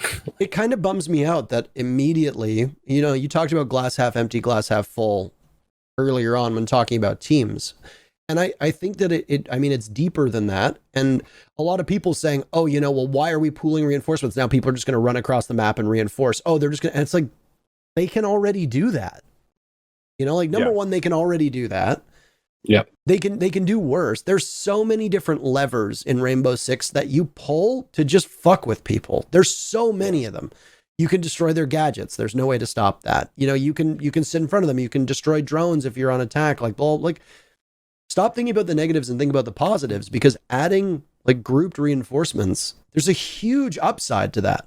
Yeah. And if you go it a little bit farther and you give, like, let's say you just gave like Mira's secondary shotgun to every defender. Think about the possibilities that defense could have if now you pooled a shotgun.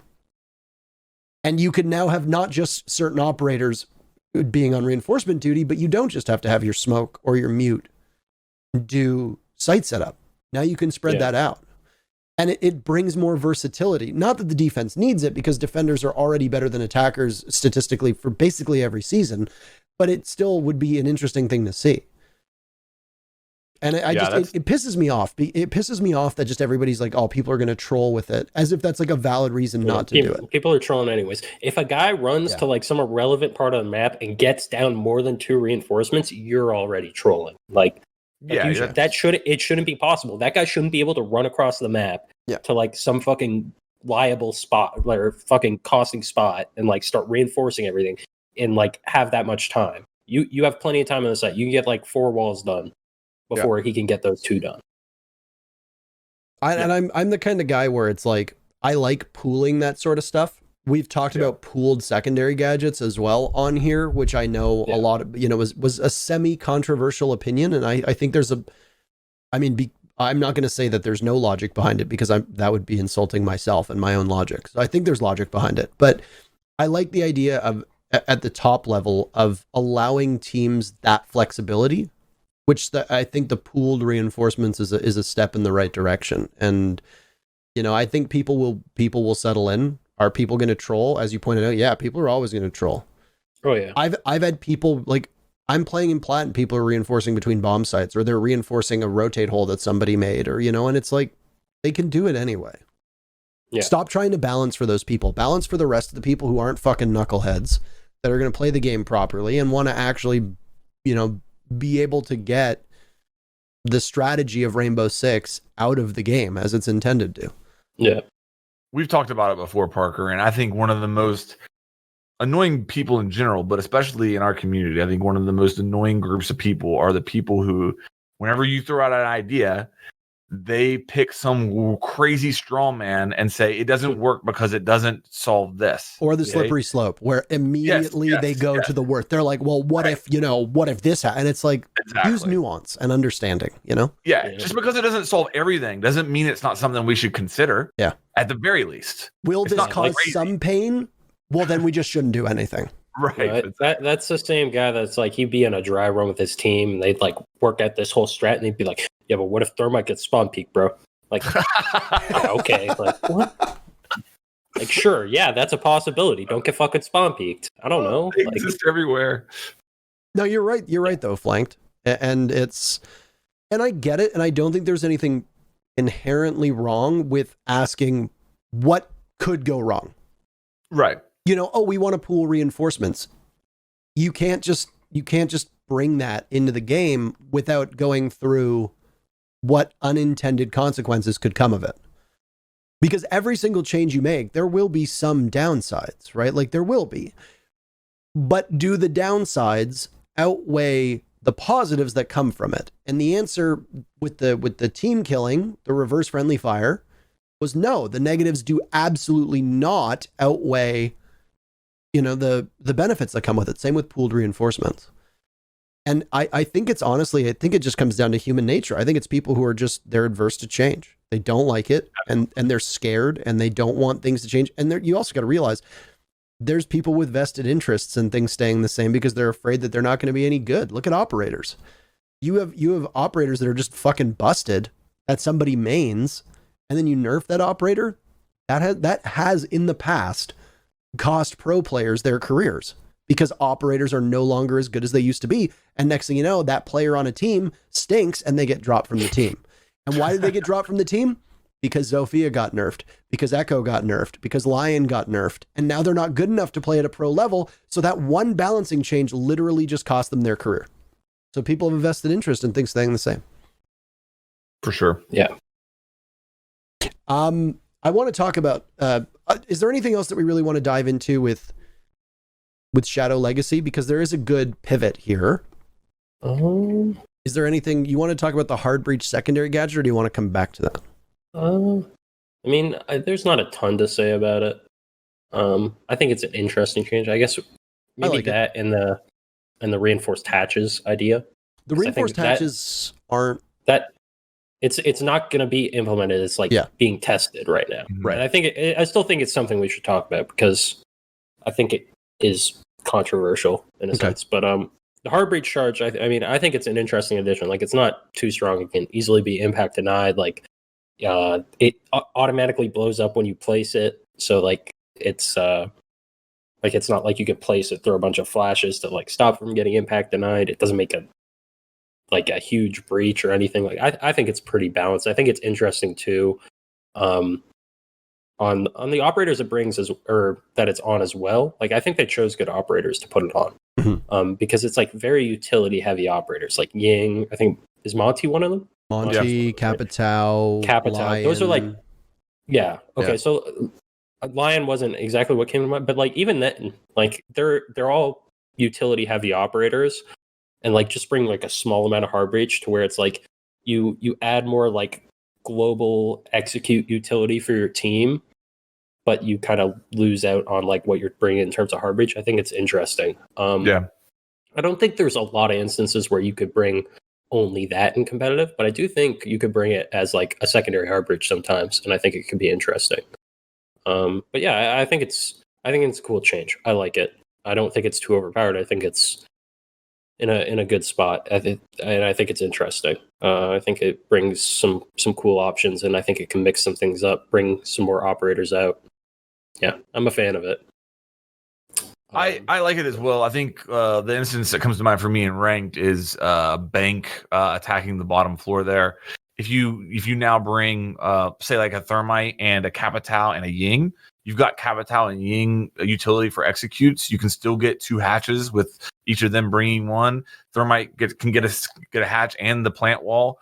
That's something that makes a lot of sense to me. I think one of the other things that people are talking about a lot is like Clubhouse. If you look there, though, the problem would be that you could impact trick that really easy. If you're talking like Kitchen Hatch, if you're trying to get Kitchen Hatch with anything other than Hibana, you're going to get impact tricked, right? Yeah. So that doesn't make as much sense to me. But I really like it. Like I think that being able to say like I don't have to bring Hibana and Thermite this round, and I can bring because Nook has it as well. That's one of the ones. It doesn't make a ton of sense with her, but just like being able to like Capitao, in my opinion, is one of the most underrated ranked operators in the game. Like you see him used very well. See him in ranked. And but in ranked, like you just don't. And I'm hoping this will shove him in that direction, because if you can use Capitao's utility, it solves so many problems for you. Like you obviously, I'm not telling you anything you don't know, but for the average ranked player, they just don't use him enough. So hopefully that's something. I will say part of it is how like people play against you in rank. I actually don't think he's as good because people play like so aggressive in rank that like it's a liability to pull that crossbow out. Like true. Yeah, you need people to be like held down so that you can pull out the crossbow, fire them at a position, whatever. Also, like people don't hold like just a specific like bunkered position as often in rank. So I think part of it is the playstyle, but I do think he's underutilized. Period, and I think he could be used more. He's a really good operator, especially if there's no Wamai on the other team. Wamai is annoying for him, though. I don't see Wamai a lot in ranked. But yeah, he's not played as often. Yeah. Surprise, surprise. Operators that are not sexy but are strong are not played all that much. Yes. There is very much a ranked meta, and I mean, I cannot count the number of pros who tweet about how like I can't play ranked. I mean, Troy, you tweet enough about it where it's just like your ranked lineup is like somebody will begrudgingly play hard breach, and then it's like Ash, Zoph, IQ, Buck, or Sledge, and all they do is just run in and die, and it's like tremendous, thanks. Yeah. And this is why I know that people have differing opinions on this, but this is why I really think one of the steps in the right direction is to split up queues and to do a solo queue and a team queue, but then people will say, we'll split the player base. Well, we'll see. But yeah, secondary hard breach is cool. We talked about this, I think, on the very first podcast that we did, actually, about how the defenders all have pretty good options for their secondary gadgets and the attackers don't. Yep. And the attackers need better secondary gadgets. I think a hard breach one is fine. I'm sure there will be teams who will find a way to go without a hard breach and run 2 operators with those and try to make those work depending on the map. And I think that's cool. I don't know how I feel about surrogates for like Thermite, Hibana, Maverick, Ace. I don't know. It brings options, which is something that we talked about with, pooled reinforcements and allowing defenders to even maybe share shotguns or soft destruction. That would open up options as well. Attackers being able to offload hard breach duties. Something that I've talked about extensively is if Thatcher was never an operator and you just had that like an EMP as a secondary gadget, I think would open up a lot of, opportunities too. But I mean, that was obviously something that's not really possible because they're not going to get rid of Thatcher, but I would prefer that though. That'd be cool. Yeah, I mean, in a perfect world, Thatcher is not his own operator. Thatcher's gadget is something that is shared, and you have like 1 or 2 small EMPs, and that's in place of flash. You could have such like interesting lineups with that. I think. I don't think that's unrealistic. Like, I think that we're heading that direction. If you look at it, like, I think that what they're discovering in Rainbow Six Siege and what they're drifting towards is establishing what is like the foundation of what happens every round. Yeah. Okay. Well, one's been hard breach, so they introduced this secondary gadget for the secondary hard breach. What you're mentioning, Parker, is site, reconstruction. Yeah. So having something where every operator can deal with site reconstruction. Another one would be like clearing utility. So introducing something where every operator can clear utility. I wouldn't be surprised if, not next season, but in the next year, 2 years, we find ourselves in a situation where every operator does have the option to deal with some of those fundamental, or more operators have the opportunity to deal with some of those fundamental every round situations. Yeah, I mean, the not to invoke the slippery slope thing here, but the only slippery slope that I do worry about is that you start to move in a direction where it becomes more like CSGO, where operators lose their identities and they're kind of basic, and that you've got a shared pool where people can just pick. And I mean, I think Rainbow Six is cool that they have like primary gadgets and all that, and then you can have your secondary gadget be whatever. I think my big argument has always been open up what secondary gadgets can be on which operators and stop balancing operators by saying, oh, Buck is too strong, let's just take his frag grenades. The frag grenades are not the problem with Buck. If his kit's working too well, the start of that is his gadget. So look at his gadget first. He shouldn't, for me, Buck should be in a position where whether he has frag grenades or not, he's still worth picking. And we can now see that he lost frag grenades and now Buck has fallen off the map and everybody just runs Sledge. And obviously that changes how things work because Sledge can't throw his hammer at the ceiling above him like Buck can shoot out with the skeleton key. So that necessitates a change from teams. But I mean, you've just kind of pushed the problem onto Sledge now. If the issue was that Buck is too versatile, which I think he was, and a lot of players would say, in North America in particular, and somewhat in Latin America, Buck was your entry fragger and was a pretty good operator. All you've done now is just make Sledge the entry. So, I don't know. I felt like there was a skill gap to Buck, though, and that's what I like. That's why I didn't really necessarily like the nerf. Yes, he was too strong, but like, at the end of the day, there was only a handful of people that could play him really well, in my opinion. He's not an easy operator to play, and a lot of people have said that. No, even like pro players, like there were pro teams where their Buck player, like, it wasn't that scary. Like it felt like a typical like Sledge is now, and Sledge doesn't have that same effect where like you feel the skill gap. Like nades as well. Like only certain people use nades really well. Like BC was one of them. Rampy's one of them. Achieved is one of them. Right. Mm-hmm. Like there's only certain people that like use them really well. And I think there's people from other regions as well. I don't know them, as well because I haven't played against them as often. But I think that's an example, and the same goes for like how Buck was used. So I think I wasn't a huge fan of the nerf because of that. I feel like it's just more awkward to fit him in now. Like there's teams that still try to fit him in. NA teams are. We saw him at the NA major a couple times. Yeah. Yeah. But it's harder and more awkward to fit him in sometimes is all.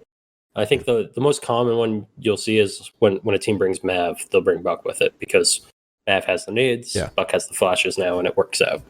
And it also is convenient because if you Mav a wall soft, Buck's it over. Yeah.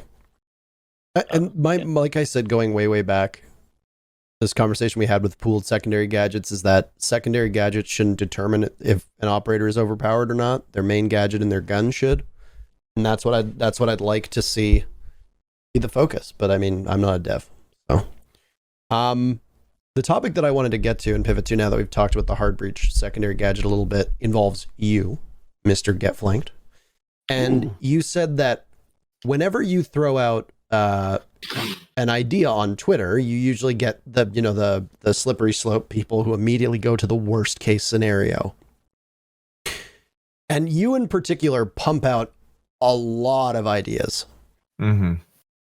And it earns you a lot of vitriol in response. Now, when you started throwing out ideas, whether it be on the podcasts, Hot Breach or Logic Bomb, or whether it be on Twitter or when you're streaming on your own, how do you approach it in a way where you can base it in reality but not get people to just like come at you for it? Because it seems like no matter what you suggest, there is a significant backlash every time without fail.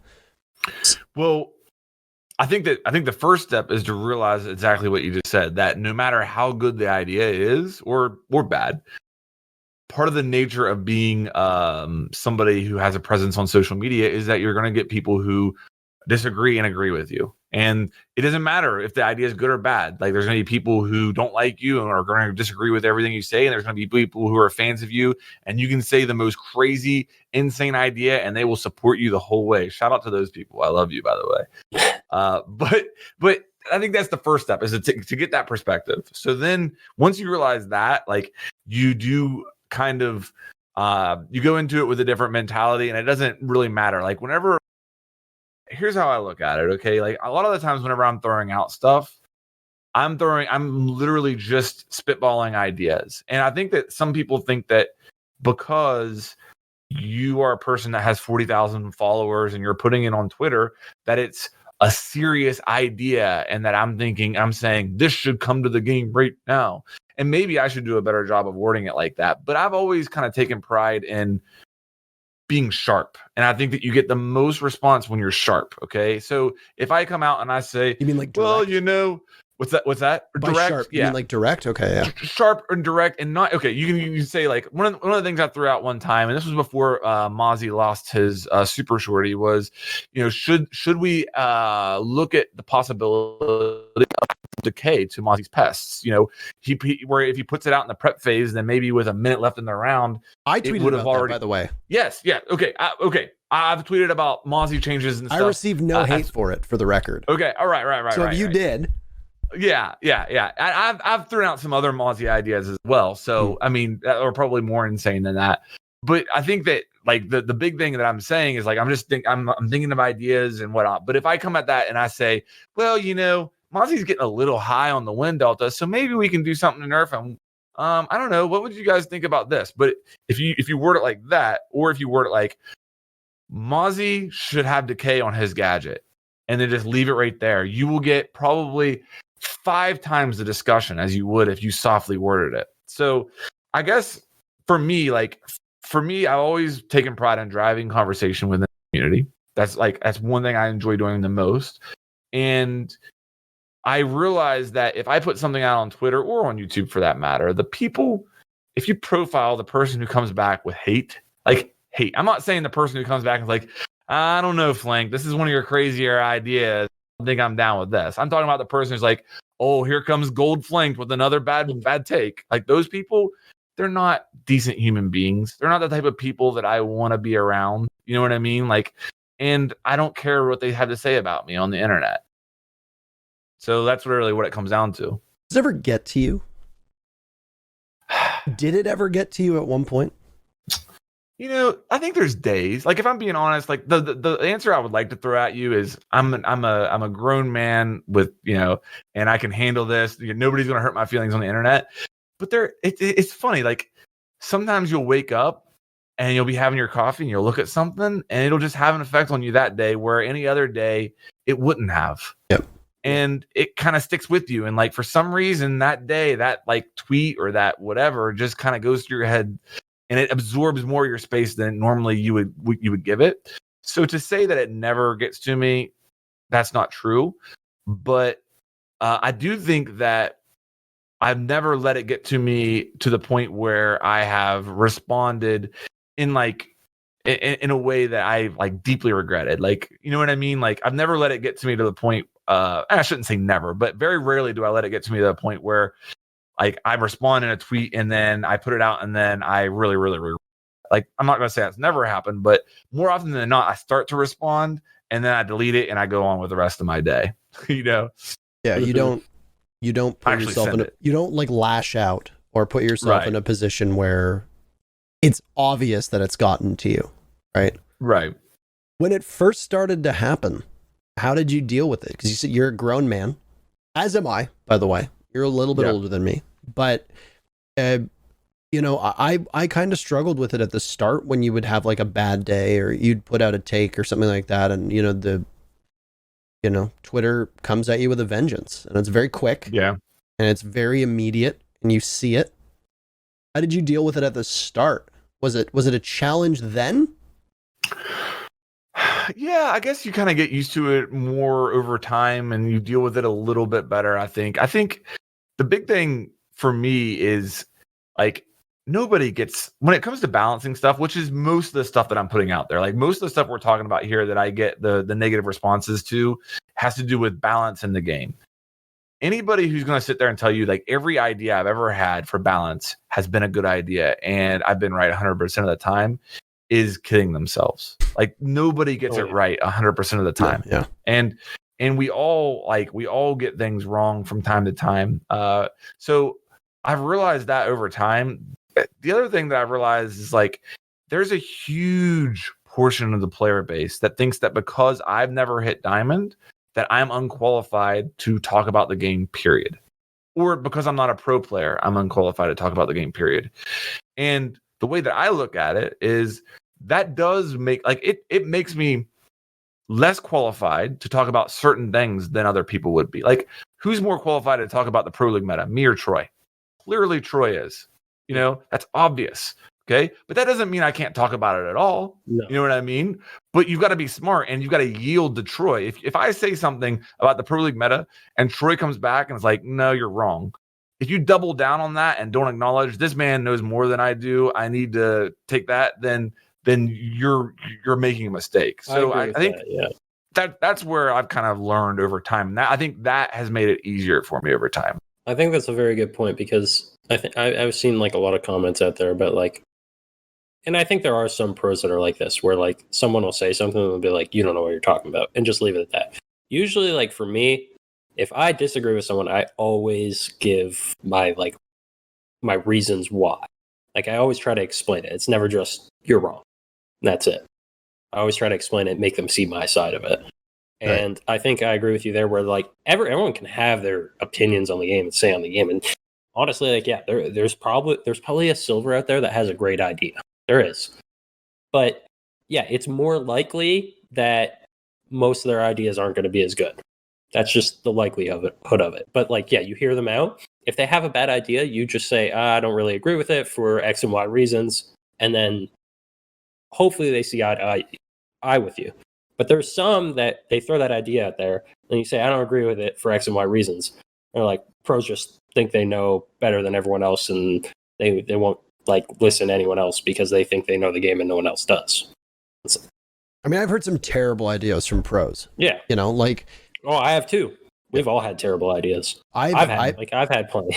Yeah, I mean, and I don't And that's the beauty, is that no one person, with their experience or not, gets to decide changes, right? There was, way back in the day, there have been suggestions to certain operators that I've heard that would have entirely killed the operator. And there are certain players that probably want that. Maybe they don't like that operator. Maybe they don't like that play style. Maybe, as we said, maybe they have a vested interest in that operator being dead because it'll make them better. Bias exists. Oh, yeah. There were some really dreadful fucking maps that got removed from the map pool, but guess which teams voted to keep them in? The teams who were good on them, right? Like, way back there at its peak, there were teams that voted to keep Skyscraper and the Old Cafe in the map pool, despite the fact that they were dreadfully fucking bad maps. But why did they keep them in there? Because while 85% of the teams didn't play them, those 15% of the teams not only played them, but were good at them. So they wanted to keep what were shitty maps around because it benefited them, right? They were biased. And the same thing happens with balancing. And for me, it's like, there are times where I believe some of the things I tweet and send them out. And then there are lots of times, more so, that I don't believe what I'll send out. And I'll still send out I think this should happen. And I never give up, the secret of whether I actually believe it or not. And a lot of times I'll just argue it because I think it's funny. And sometimes I'll be like, I don't really care. Like, we'll see what people have to say about this. Is this a stupid idea or not? And I mean, I don't know about you, Flanked, but when I throw out something that I know is bait, people reacting with hostility makes it even funnier. It doesn't actually get to me because I know that they're not getting angry at an opinion I actually hold. There have been times where, there have been tweets where I've thought I've had a great balancing idea, and I'll throw that idea out and immediately it will be swift. And even a couple pros will be like, yo, that's dumb. And that hurts, because then you're like, oh, I actually like that one. But then you'll tweet something about, make Jaeger a 1-speed or something like that, and people get furious, and it's just like, I don't care about this one. I don't give a shit. Like, be mean. Mm-hmm. It sustains me. Those are the most fun. And honestly, what I love the most is when you throw those out and you just watch it all crumble. You watch the conversation start out wholesome, and then it just crumbles into chaos.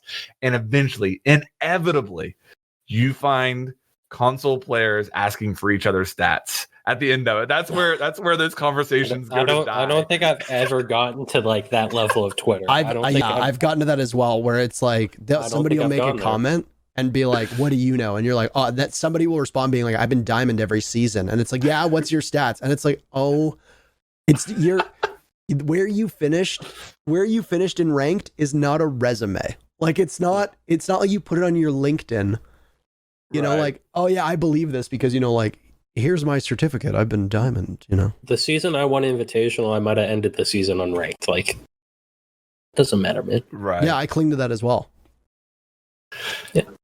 Yeah, I don't. I unfortunately can't. But, I don't know. I think that it's always important to remember, I've always felt like Siege as a community is much more active on Twitter and Twitter than a lot of other communities. And Twitter's huge.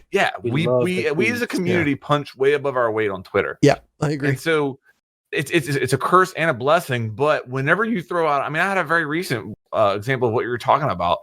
This is perfect. I threw out the other day, Hibana pellets should be able to destroy deployable shields like Ace's gadget cam. Mm-hmm. Fair enough idea. Okay, you can see the logic behind that. Not saying that should be implemented. You can debate that. I think there's very valid arguments on both sides of that.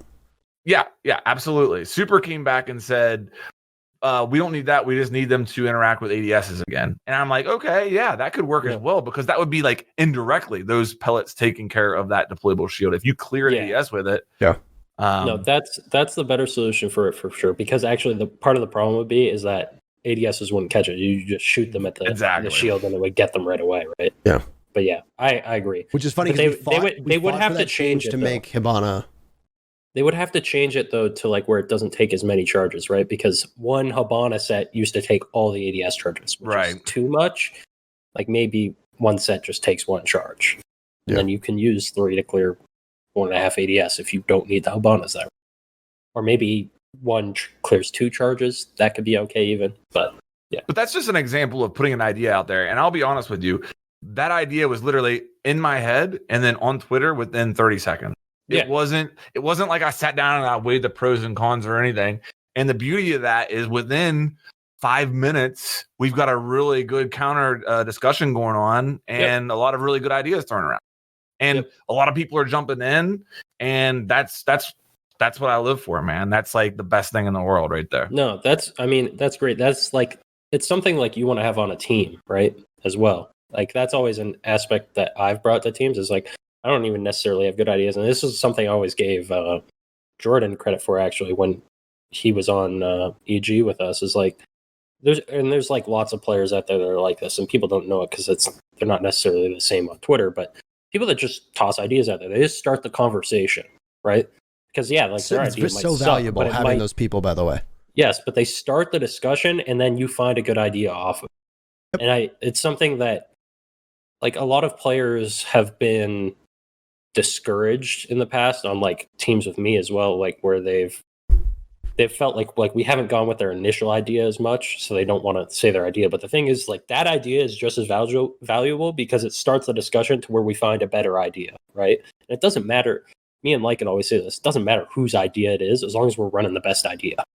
And you don't get to there unless you have the discussion. So, and starting the discussion is such a big part of that. I feel like the issue that comes from it is just social media, especially Twitter is not a place for discussion. It's just not, right? It really is. It's better now that it's 280 characters, but back in the 140 character days, it was absolutely foolish to try and have anything resembling a serious talk on it. The problem is that because Twitter is free, you get so many of those like first name or last name, tons of numbers or anime profile pics who just, they add nothing of value. You'll throw out an idea that is either intended as a hot take to stir up the masses, or you'll throw out a genuine and sincere thought. And then you'll literally get just somebody who'll call you a slur, or their response will be like, you're an idiot. Or your response is like, this is the stupidest thing I've ever read. And it's like, I would love to see the creature behind the account that comes up with that kind of comment. Like, because for me, like, I don't think like I'm hardwired to give that short and useless feedback.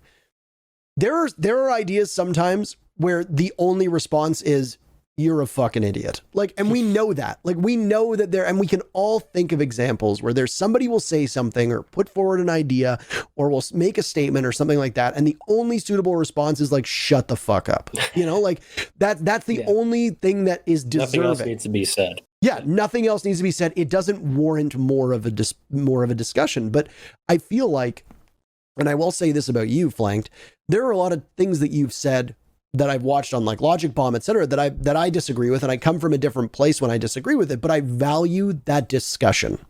And I don't understand. And the same thing with Troy. Troy and I have disagreed on balancing issues. I've disagreed with a number of pros before. I've disagreed with Ubisoft. We all have different ideas on what is and isn't good and what would and wouldn't work. And the conversations that come from that are so valuable that I don't understand that when you say something that's not like, it's not hostile. It's not an incendiary comment. Like it's designed to create a discussion. Why people just unwillingly have a discussion, like, or they're unwilling to have a discussion around it, I don't understand. And that's the thing that kind of it kind of frustrates me about social media. And it frustrates a lot of people. Is there are plenty of times where I'll make a tweet wanting to get a conversation going, and just so many people either don't have like the brain power to do that, or the social skills to navigate that. And it's like they literally just throw like cold diarrhea at you. And it's like, this is not what I want. This is literally nothing valuable.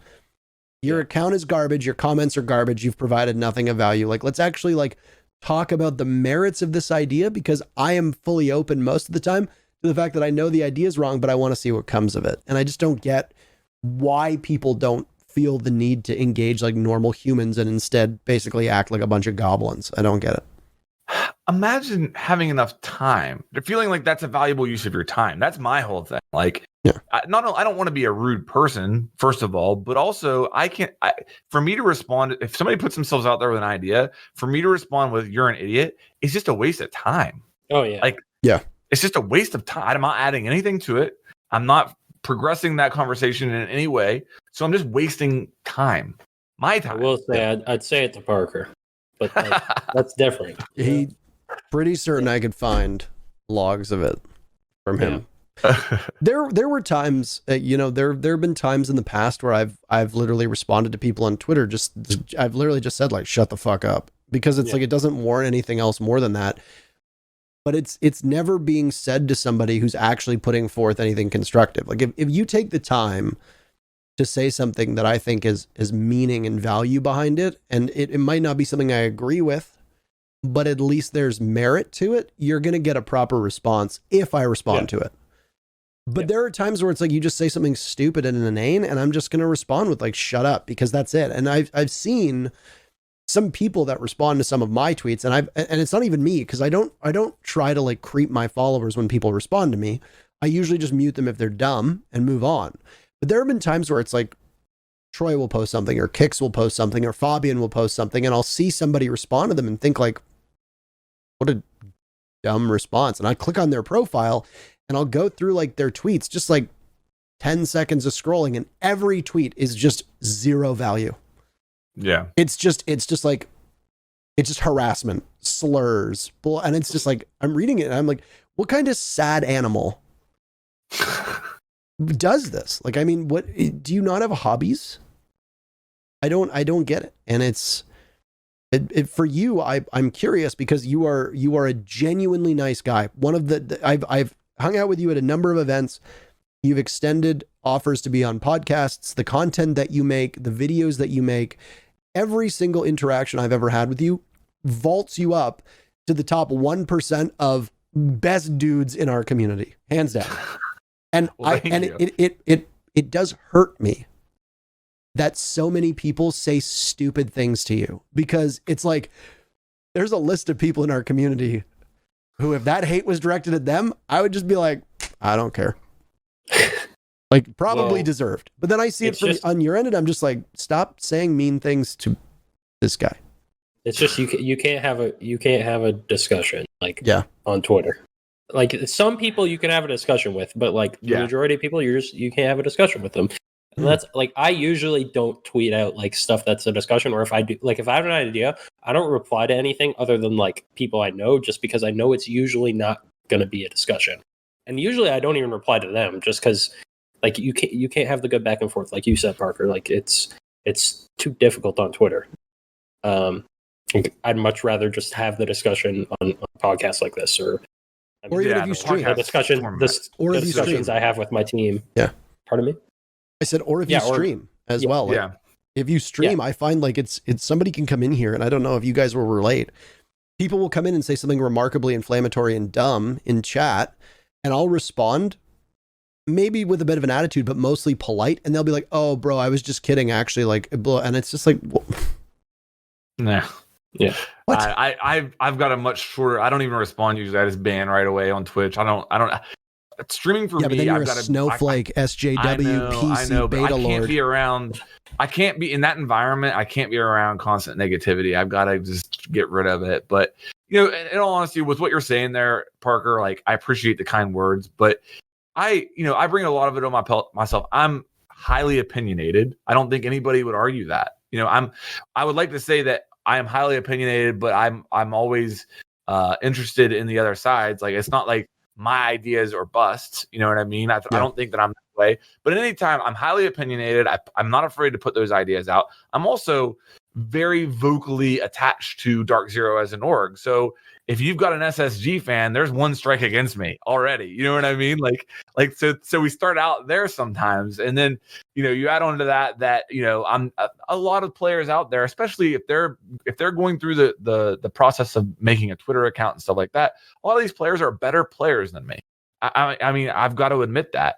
So they feel like they have the right to have more of a voice than me. Why don't they have 40,000 followers? They're the ones who hit diamond every season, not me.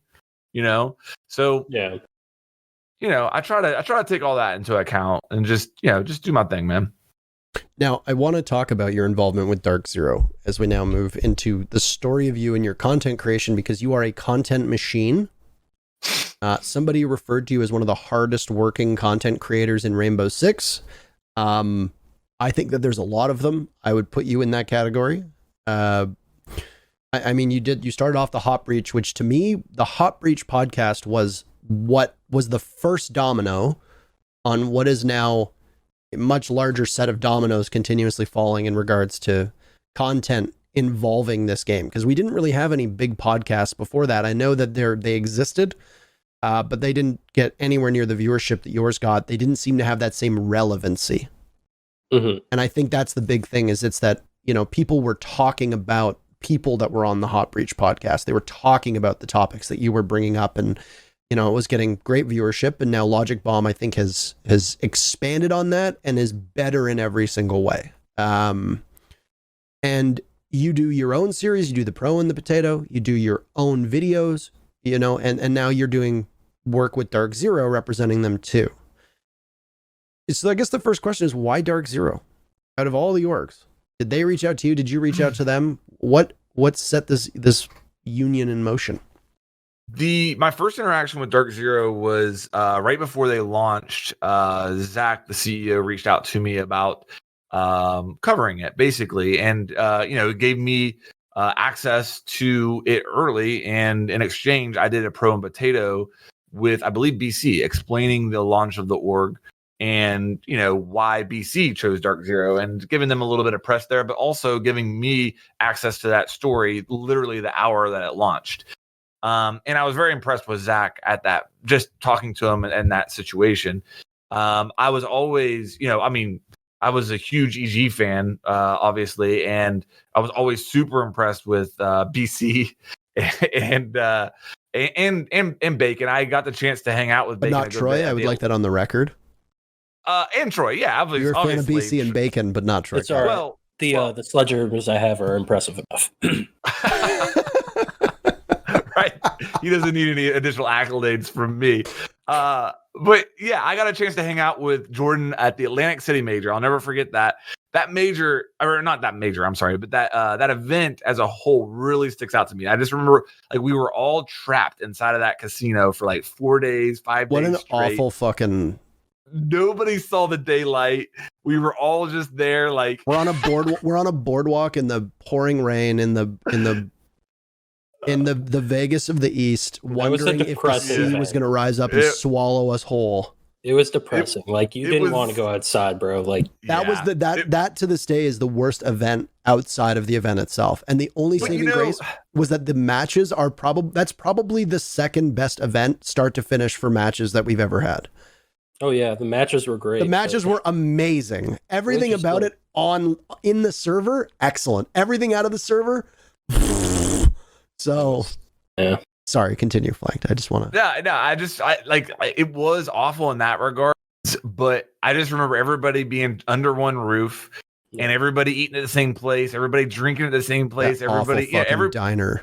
Everybody was together for that, and that was cool. I've never really had an event like that since then, but because everybody gets kind of spread out now. But anyway, USN is like that. What is it? Yeah. Both USNs are like that, but it's still not the same though, because it's not international, right? Well, there was a lot of team houses. Everybody was going to different team houses at the US National this year. The first USN, everybody was together for like the whole. I wasn't thing. at that one. Yeah. But anyway, yeah. So later at the Invitational, I actually got a chance to hang out with Zach a little bit and was again impressed. I think that I've always been impressed with Zach every time I've interacted with him. And then I was thinking, okay, I want to branch out. YouTube is a really fickle business, okay, and it's something. So I was thinking, okay, what can I do if my YouTube channel dies, in a year, 2 years? And I'm like, I love esports. I want to stay in this. So how can I get experience in a different aspect? So because I had a relationship with Zach and because the org was in its infancy, I saw an opportunity to help them with their social media. And they didn't really, an established org like EG, like they would laugh at me if I, okay, well, send me your resume. With Zach, it was a conversation. Hey, I want to help you with your social media. And we were able to have a conversation and sit down and talk about how I could help. And so that's really what started it. I have an immense amount of respect for Zach. Obviously I knew about him at the start because of his conversations with Kix way back. Naturally, Kix was, I'm assuming, under NDA, so he didn't share many vital details with me, but I remember I ran into Zach. I saw him at DreamHack Montreal. I don't remember if we talked at that event or if we spoke, but every interaction I've had with him has been nothing but positive. He's built an org and he's built it around people with maybe not proven results, but potential. And I really do admire that. I think there's something to be said for how nepotism tends to work, and people who have experience, whether it's good or bad, keep falling into the same jobs despite not earning it and showing next to no recent results. There's a couple players all across professional Rainbow Six who keep getting picked back up for reasons I don't fucking understand. And it was really bad in NA, where there was a period of time where, NA has been kind of starved for talent at an amateur level, sure, but they keep picking up players that they can't even sniff a top 4 roster to save their lives. And they're getting picked back up because of who they're friends with or because of what they achieved 3 years ago, and it's just like, they have no place here. Zach bucked that trend. He picked up a lot of people who had proven themselves, maybe not to the tier 1 level because they hadn't had that opportunity yet. And I think you are the biggest fish that they picked up, because you had a proven track record as a huge YouTuber, one of the most watched in all of Rainbow Six, but most importantly, you do that by producing serious content, not the funny meme videos like we see so many of, the Anthony Pitt cloth that dominated for a while. And he picks up a team that had never won a big event, but had always shown potential. He picks up a bunch of content creators that show tons of potential. Moderna Side makes good videos. Lonnie Lightning was an up and coming streamer. Now he's got R6 Dick that he's also got involved. Owen, I think, is affiliated as well. Mm-hmm. And there's been this huge push to find hidden gems and shine them and show them off for the world. And I just got to say, you are taking on tons of risk in an already extremely risky business. Like, esports is not the business you go into if you want stability. He's taking a massive risk by investing in this to begin with. And now he's picking people that have been largely unproven, but he thinks they can work out. Not everybody's going to work out. The team has shown that they are more than willing to make roster moves.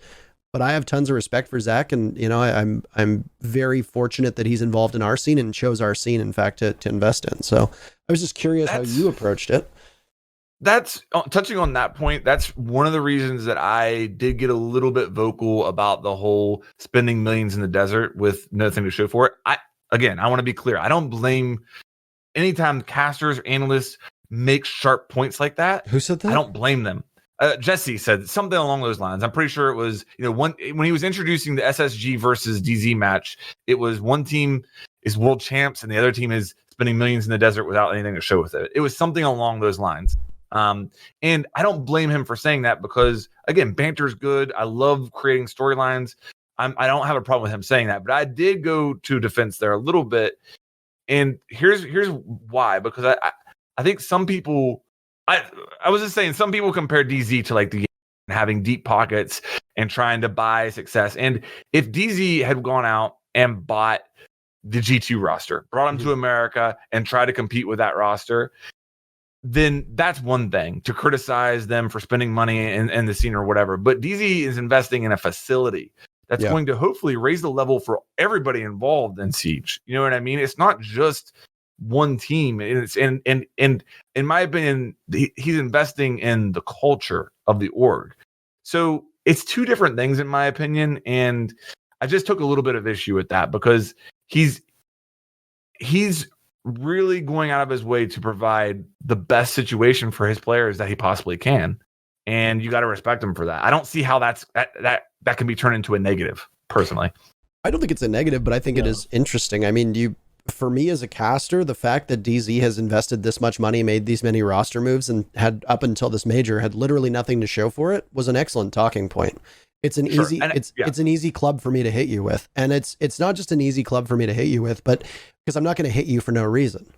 I'm going to hit you for it to sell a storyline, right? That storyline can either be done in a positive way, like, hey, look at how long it's taken them to finally reach the top, and they reached it. And it underscores and puts greater significance and importance on your victory and how meaningful it is. Or it's a storyline that cuts the other way about how this is heartbreak, this is misfortune, this is a long history of inadequacy.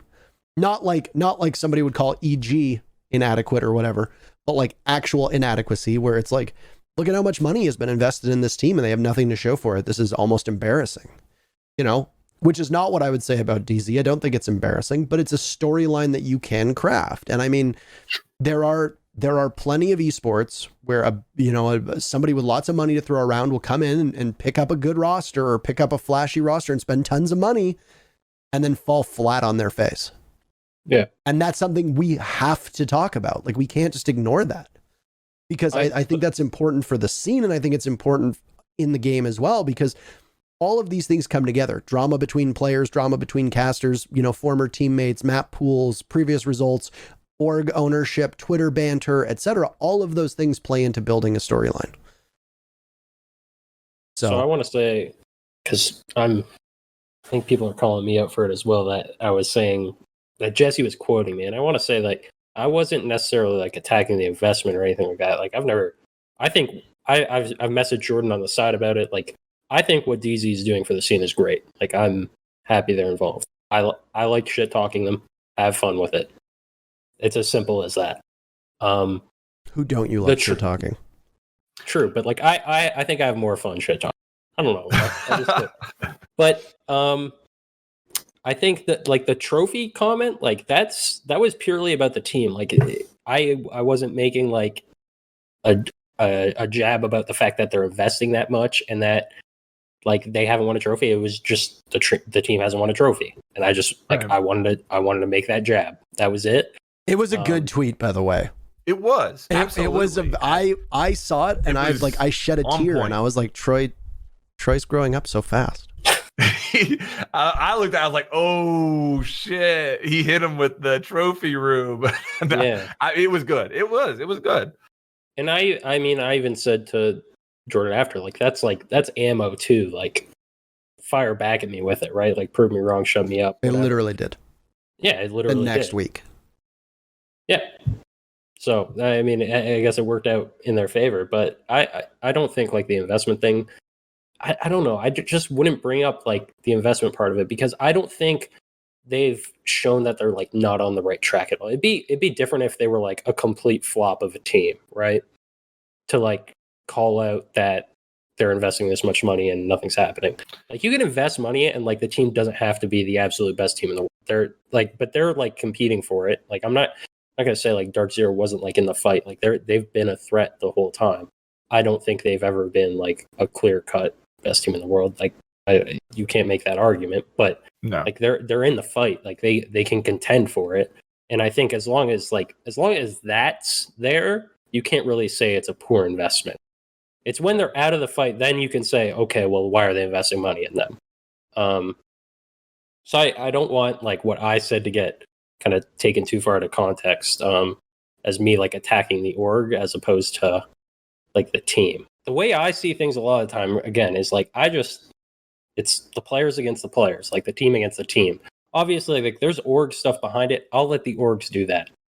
I'm purely, like, going at players and the team, and the same should be done for me, right? Like, attack what I say or what my team does in game, not something like, if SSG tweets a goofy fucking video, I mean, that's just SSG tweeting a goofy video, and then I mean, like, I'll fire back at DZ means whatever, but yeah, don't take it as, like, I think DZ is a bad org. I think DZ is a great org. I think they're supporting their, like, it can't be argued.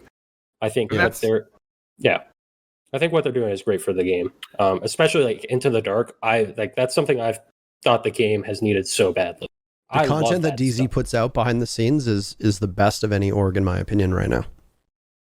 It's from somebody who has an inside look at that process.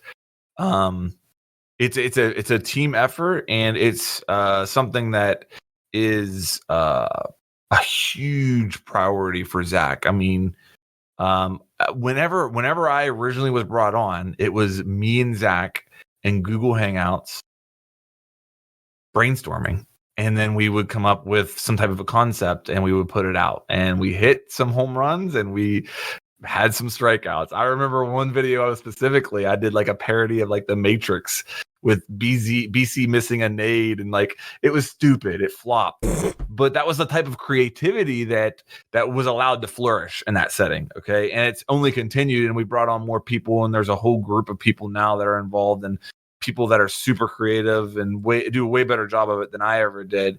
And you got to give hats off from the top down for that mindset, I think. And yeah, I'm really proud of the content that's coming out as well. It's the behind the scenes stuff, I think, is what's really missing, and it's I mean, from our scene, not from DZ. Sure. The video that they put out with Zach, where Jordan just kind of followed Zach around and talked to him, I thought was super humanizing. I mean, I get to see that side of Zach when I'm at events. I've drank with Zach at events, I've hung out with him at the bar, I've hung out with him at restaurants, we've chatted, but a lot of people don't get to see that side of him.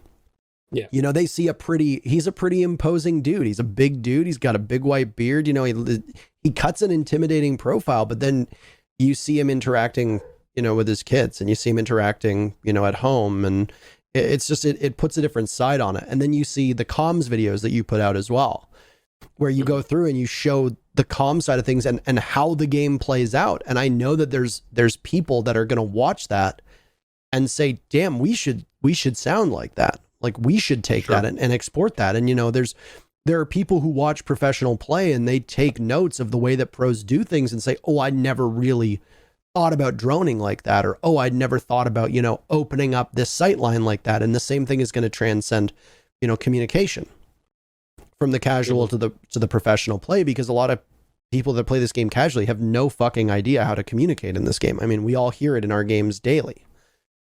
And I think that the work that DZ's doing is excellent. And I think there's a line involving banter where making fun of like the amount of money and stuff like that, I think, is an iffy one. I think you can kind of say, like, look at how much they've invested and they don't have anything to show for it. That's fair.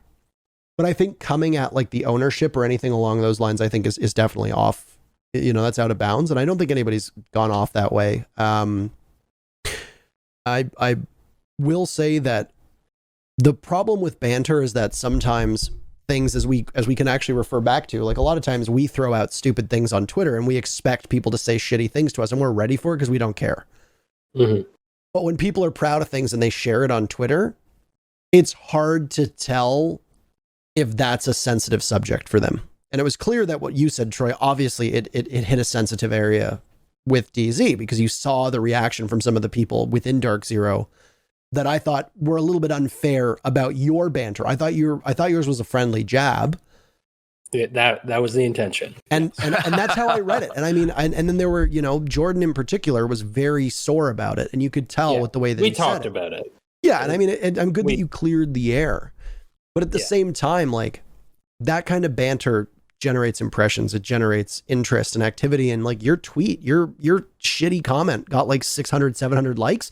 That's 600 to 700 eyeballs that might not have been on DZ's initial announcement. Yeah.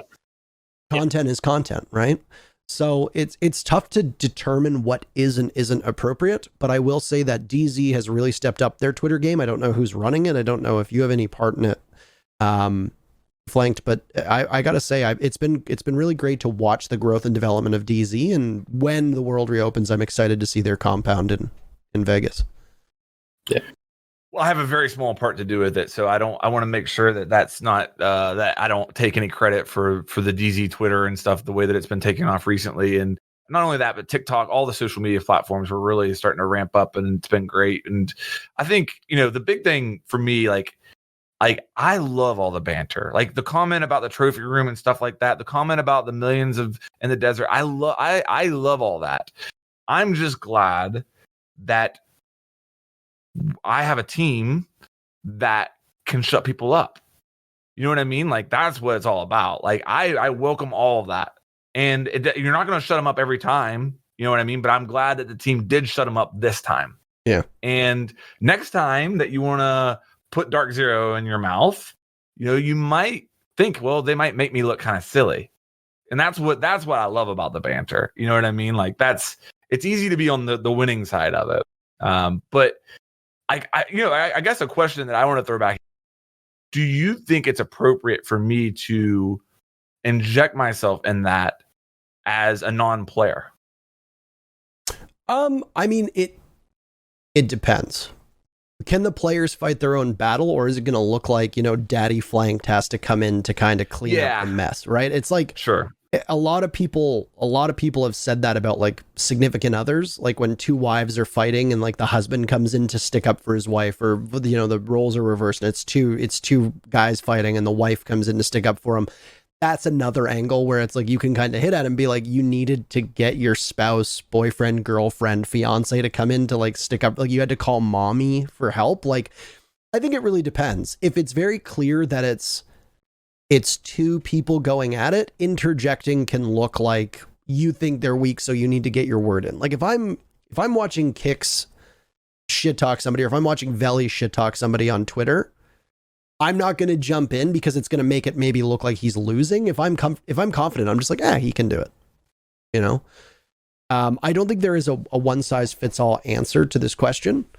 I think it really depends on what it is. You know, if Troy makes a stupid comment about DZ and then like Thinking Nade gets in on it and then like Bosco piles on or something like that, then it's totally fair game, get in. But I think when Troy makes a stupid comment like he did, and then like everybody from DZ like rushes to the stockades, I think that looks almost insecure. Like I get it. You're proud of your org. You're proud of your org. You want to defend it. Totally cool. You're invested. I think that's admirable.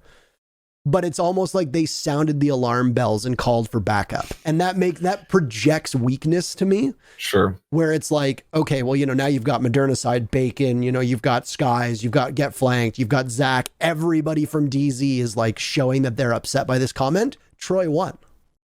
Troy won because he made all of you have to come out of your shells and defend this. You need 8 people to defend against one tweet.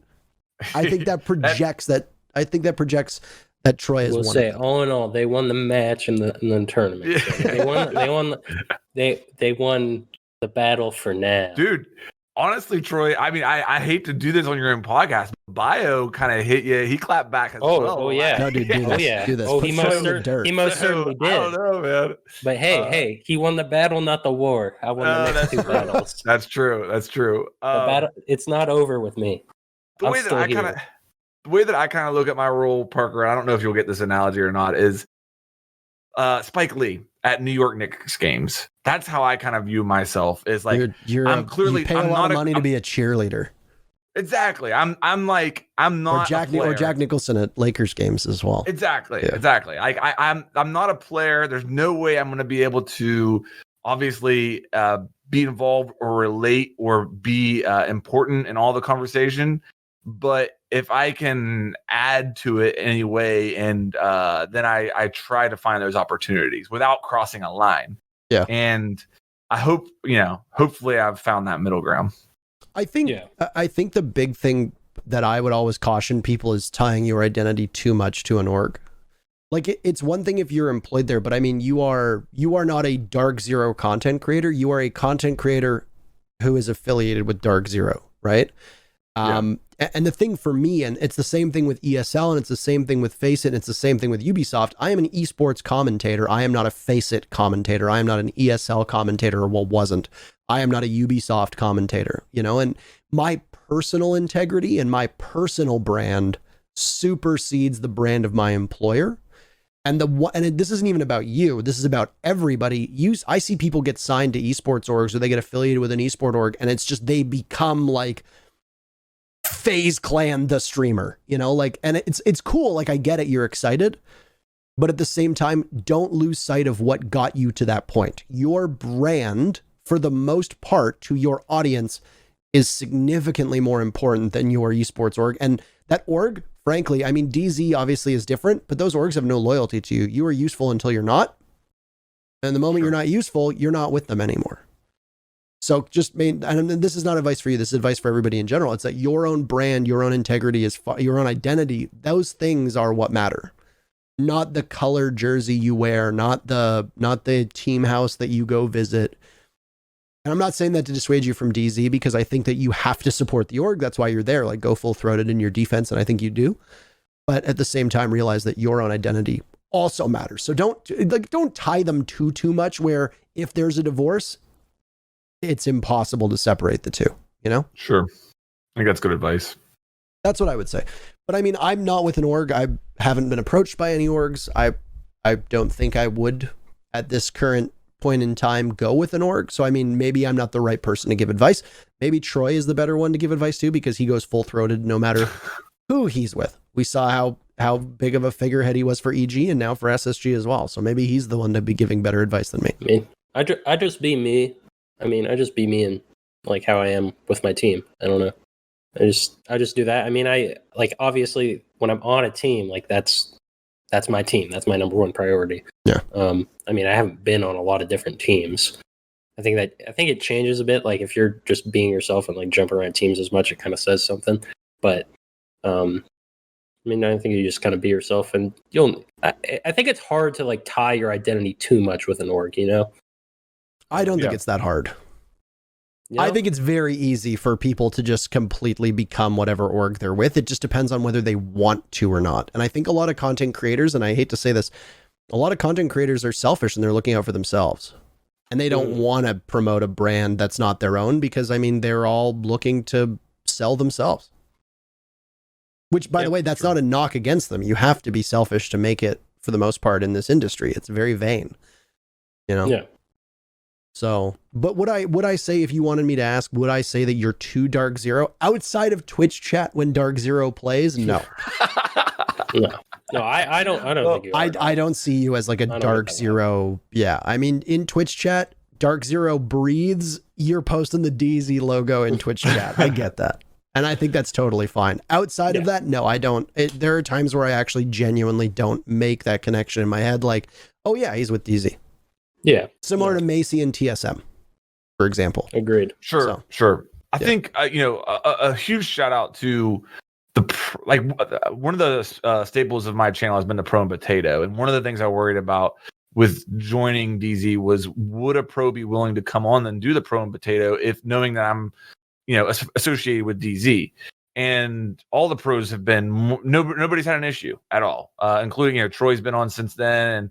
And, so huge shout out to them. And also huge shout out to Zach, because I remember one of the earlier conversations was, no, we want that to continue. There's nothing that we would want you to stop, doing as far as that is concerned. And that's always been really important to me, is to remain, at least to be able to remain impartial to the point where I can have somebody that's not from DZ on the Pro and Potato and have a good conversation. I don't see it as you being influenced by that. I often forget that Zeronic is with Navi as well.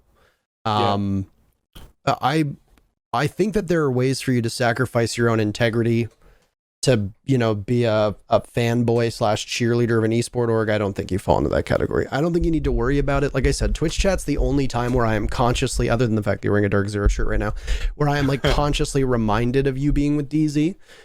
And it's kind of funny because I've watched a lot of Logic Bombs, not so much recently. The last couple Logic Bombs I haven't watched, but up until when you were having the UB employees on, it never came across that you had any stake in DZ, any affiliation whatsoever.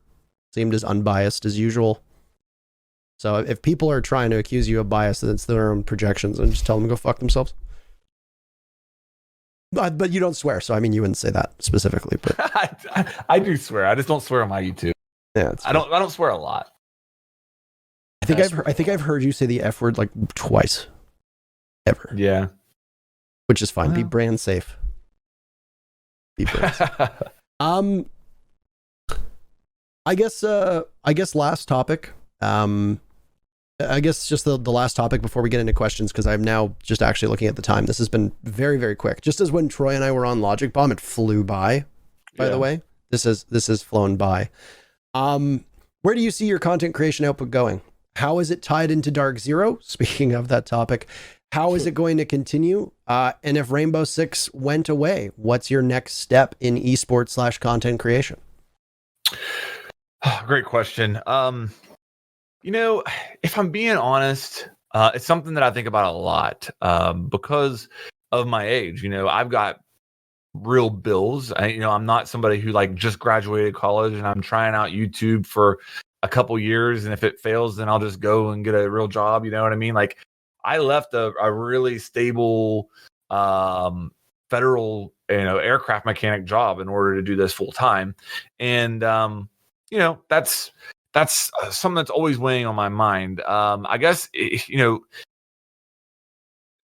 one thing I'm trying to avoid is getting into a lull, and I can kind of feel it. March will be 3 years that I've been doing this full time, and I try to do 3 videos per week, but I really make a conscious effort to not force out content, and that's really important to me because most of my videos are topical where I'm talking about a subject, okay, and it's if like sometimes I'll like, well, I want to do a video today, but I don't have anything to talk about. If I put out a video right there, I can always tell that it was forced. It's just not good. So that's one of the things that I've been really focusing on, is not forcing out content. If I have to skip a day, I have to skip a day. It's no big deal. But I guess looking into the future, I've got a side project going right now. I don't really want to get into it a lot, but it doesn't have to do with Siege. It's a different YouTube channel that I'm like in the very early stages of. It's more musically oriented, we'll say that. And I'm looking forward to getting that off the ground. I saw your picture of the of the SG and the Stratocaster and the Fender. What was that? A Fender Blues Junior? Precision bass. A precision bass, and then you had a Vox in the corner. I saw that. Yeah. I got I'm building up the equipment and stuff. So I've got a side project going with that. I think, DZ is a huge opportunity for me to, in the event that my, YouTube channel dies, like, I'm sure that's something that if I play my cards right, like, it could be something where I could, keep it a career in esports through DZ. And if, remember, that's kind of the reason I really originally reached out to them. So I do think there is some attachment there. But I think that Siege is in a pretty good place. I firmly believe that Siege is going to get to 100 operators. So as long as I, how many are we at now? We're in the 60s. I think we're I want to say like 52 or 42. Well, if there's only 4 a year, we got a long way to go. I know. I want to. As long as I keep 57, we got 43 operators. It's over 10 years of content. Is it 57? Okay. As long as I keep myself from getting into a rut, like I think that Siege is going to provide for a very long time. I can keep on the trajectory that I am. Yeah. And I don't know the next step, man. I don't know. I don't think anybody in this industry has a next step. I think the goal for most people is to try and transition into like a real job. And I say real job because working for an org is far more stable than working for a TO. Yeah. Or working like as a player or as a caster or a content creator. For me, my focus is, if Rainbow Six died, what would I do next? Well, my first inkling would be to go cast another game, but I would have to have genuine enjoyment of that game. Yeah. I'm not going to cast a game I don't like and don't want to play. Because it's like, I like Rainbow Six. I like streaming Rainbow Six. I like talking about Rainbow Six. I like watching Rainbow Six content, blah, blah, blah. Yeah. But like, if I went over to Rocket League, for example, I like Rocket League enough. Would I stream it and play it? Probably not. Would I go out of my way to dive into it? Probably not. I would like it, but it would be more of a paycheck. Yeah. Whereas and you wouldn't be as good of a caster because of it. Like, you just naturally wouldn't be as good because of it. I don't know about that. I think you can. I feel like you have to be invested, you have to have the same kind of passion there in that sense, I feel like you can fake that enthusiasm to an extent. Yeah, would it make me probably less of a caster? Sure, but would it be noticeable is the question. No, Yeah. I don't think it necessarily would be noticeable, but I think it would be noticeable to yourself. Yeah, I guess that's true. Like I couldn't fake it. I couldn't fake being excited about something that's not exciting. Yeah, like that would be the problem for me. Is like if I tried to, it's like if I tried to stream. Like if I'm not enjoying it, I can't pretend I'm enjoying it. And it's the same thing for competitive. Like I couldn't play a game if I didn't enjoy the game. I mean, I've watched you play ranked. I can tell. That's actually something I think about a lot, though. Like, one of the fears that I have is like I don't fear that like, if YouTube dies or whatever, I'll go get another job, pay the bills. But honestly, like, is this the most fulfillment that I'm ever going to experience in my life? You know what I mean? Like, I'll pay the bills, like, but like I don't want to like. If I may interject, is this more fulfilling than the previous job you had? Oh, absolutely. Like this isn't work. I don't work right now. I do not work. I do what I love every single day. Like I would do it for free. I did it for free for like 2 years. Right. You know, and so like I worry that like after this is over that I'm going to go through the rest of my life and look back at this as like the best time. You know what I mean? That's my big worry. You think that you're worried that you'll look back and nothing will ever beat it and these are the glory days? Yeah. Yeah. I had that when I lived in Alberta. I still have that. I am literally traveling the world talking about video games. I'm making good money. I'm built a foundation and a platform, and I still think back to when I was working as a server at a hotel, living with a bunch of friends as the peak. And I know it kind of sucks. Like I get it. I do get it. But at the same time, like I don't think we can continue to look back. If you keep looking back, you have no idea and you won't understand the things that you have to look forward to, literally and figuratively. I don't know. I feel that. My worry is it's like my big fear is getting settled in and then just because of things that are outside of my control, never being able to stay in this industry. Like think about all the casters for games where it's literally just like Heroes of the Storm, for example. Like those HOTS casters were casters, and then all of a sudden Blizzard's just like, yeah, we're not doing it anymore. And that's it. They're done. Like they're fucked. And where do they go? Most of them, they didn't go anywhere. They became like, they tried streaming, they tried doing other things. Your game goes tits up, you're done.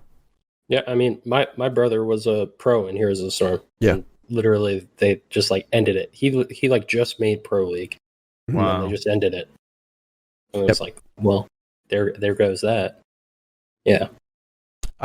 That's my worry. My worry is that like, and I've seen this with like, Apex Legends to a certain extent. There were so many people who just like were geared up to be Apex Legends casters, and then they just decided there's not really any like Apex Legends events anymore. And now all of a sudden all these dozens of people who are prepped and ready for it are just like gone, or it's like a game dies and content dries up. Where do you go? I like to think that I'm a good enough caster, or at least I am a good enough employee that I would be able to go to another game. The question would be, once again, do I enjoy that game? Would I want to? Yeah. Would I want to go to that game? I think that's the thing is like you need to, like, I think I'd have a transferable skill set to like be able to bring something to an organization or a team in another competitive game, just because I think I understand like the team aspect of it, regardless of the game being played. I understand how teams work, I think, and I could bring that to someone. But yeah, I mean, it is a scary thing. Obviously, I don't even know, like that's what I believe about myself. Who knows if other people believe that about me. But when you get old and washed, you can become a caster. Yeah, that as well. That's my other option. Yeah. Parker can drag me along. Yeah. I think on the other side, like if I look at it positively, no matter what happens, I got literally a 3-year vacation in my mid-30s where I was able, very good age, where I got to spend a lot of time with them. Mm. And no matter what happens in the future, I want to keep this going for as long as possible. But in the event that it doesn't, I got to do something I loved for a while, and a lot of people never get that opportunity. So I'm trying to keep that perspective, but also keep the hunger of I'm going to keep this going for as long as I can, and keep trying to grow and expand and get better. Just keep milking it until the until the udder runs dry. I mean, it's true, you know, like that's the thing that I see about it. And there are days where I don't want to stream, and it becomes like almost like a financial decision, you know, like if I buy a house, it will be the house that Rainbow bought, like, and it will be, right? And so many people can say the same thing. And I'm thinking there are days, like there were days, especially like now, I think I've streamed on my own outside of this podcast like 5 times in like 2 months. And every day I have this battle where it's, you could only have 400 days left with Rainbow Six able to provide you an income, and you're squandering it. Yeah. Don't squander it, because in 2 years time, when you're like, oh fuck, I could have had a house now if I'd just streamed X amount of days, if I'd just done extra content, if I'd put out another video, etc. Like that's money you're leaving on the table, right? And it's like the same thing with you. Like, I don't know how long this is going to last. I never thought I would even get into this. But for you, there's less certainty or there's more uncertainty, because as a caster, I at least have a stable job. As a content creator, I value that your perspective because it's one I don't have. So I have to wonder, like, what's next? And I know that a lot of us in this industry are asking ourselves that question, but you are infinitely more mature and in a very different place, age-wise, financially, etc., than most of the people in this industry. So I thought your perspective would be one that we hadn't really ever had before. Yeah, it's something I think about a lot. It's probably the number one thing, like, concern that I have. But again, you know, I think the big thing is like I have confidence in myself. Look, I went through basic training in the Army at 30. That gave me a lot of confidence that I can do anything, and I still firmly believe like I can do anything that I have to do. If I have to do it, I'll be able to do it. So if this falls through, I'll do the next thing, man. And maybe it won't be as fulfilling as this. Maybe it won't be a passion project, but I'm not going to go hungry. I'm not going to go homeless. I'm always going to provide for my family. And I will just try to do my best to make this last as long as I can. I think that's a good way of looking at it. And the big thing that I always try to impart to younger viewers that say like, oh, I want to go into esports. Don't quit your day job at all. Yeah. I have something to fall back on. If esports runs out, I can always get back into politics, or I can go back to school and finish up the one program that I was trying to finish when I got this job in the first place. And it's something that I'm passionate about and I'm interested in. You know, you have something to fall back on. There's so many people in our community that are players or content creators that have very few transferable skills and even less work experience. If this runs out, their real only option is to go to school, because if not, they're going to be working some menial job or that they're going to hate in comparison to working in esports. And it's going to be a pretty miserable transition. And so many people put all their eggs in one basket, and that's fine. You got to take gambles. You got to take risks. You can't live your life wondering what if every single time, but don't shortchange your future for a year or two of vacation, so to speak, you know? So that's how I see it. That's good advice. At the same time, I also feel badly because people don't want to hear that. People want to hear like, fuck it, chase your dreams, go for it. Like, well, there was a period of time, and I'm sure you can, both of you can relate to this. I was burning the candle at both ends because I didn't go full time until I was like, it had been months and months. It had been a year of stable income from YouTube. Yeah. And it got to the point where it was actually like, it didn't make sense for me to go to work because it was a fraction of my income, you know, and like, but during that time period, there was a 2-year stretch there where I was burning the candle from both ends. And it was a struggle, but it's necessary in order to do it the right way. And if you truly enjoy it, then hopefully it's not a burden that you can't bear. Yeah. I think thankfully for me, I had pretty good timing where it was like while I was in school, and I could quickly afford to be able to take the risk where like I was like, okay, I'll take some time off school. Doesn't work out, back to school. I could afford to do that, or at least I felt I comfortably could. And just kind of dove into it and invested into it. And I think it's worthwhile for me because I think I've made myself. I think I've gotten an understanding for like the competition, team building, and stuff like that, where I think I have transferable skills because of that. And I think that's valuable, and it's definitely something like Parker said. Like I don't think it's not reliable to have that. you can't put all your eggs in one basket because there's only so many people that can like transition like that, or you need to have a big brand so you can transition, whether that's from streaming a lot and being able to transition to other games, variety stream or whatever it is. But yeah, I thankfully had good timing, because I think if I was in your situation, like where like I'm older and I have a family, right, like or something like that, and then burning the candle at both ends, like I don't know how I would have handled. Yeah, it's tough. Like that, that's an entirely different situation. I feel like the choice for me was a lot easier, just because of the time. It's funny how it happens. Same with me. I was working a job in the summer, waiting to go back to school. Everything worked out timing wise. I'd just moved home. I could move out, take this job. I could afford to put my life on hold for a year or two and see where this goes. And well, it's been a little bit longer than a year or two, and now here I am. So timing is a funny thing. The other thing too that I want to say about the putting your eggs all in one basket, if it's a stable industry, there's nothing wrong with putting your eggs all in one basket. Like if you want to go into tech or business or an industry that's been around forever, that is probably not going to crumble, go right ahead. But the problem with something like esports is that we have no idea. The last 5 years of esports, think about the growth that just Rainbow Six has had over the last 5 years, right? We don't know what's next. We don't know how this downturn is going to affect live events. We don't know how long it is until live events come back. We don't know if there's no games that are fun and people don't want to watch it. Who knows what's going to happen? What's going to happen with the player base? Rainbow Six going to continue to grow? Is it going to atrophy? We don't know. So if you want to put your investment in something that's stable, sure. But know that if you're putting in something that's risky, there's a good chance it could blow up in your face. So, With that said, it's question time. So, in the Discord, there is as always. This one was very late because I kind of put this together hastily. I've totally forgot about the Discord. It's like we didn't do a podcast for 2 weeks, and I totally forgot how to do everything. Questions for GetFlanked. I will spam the invite for people that want it in the Twitch chat, so feel free to join the Discord. There it is. It's spammed in the chat. There you go. Click it. There's been a bunch of questions that have been asked for you.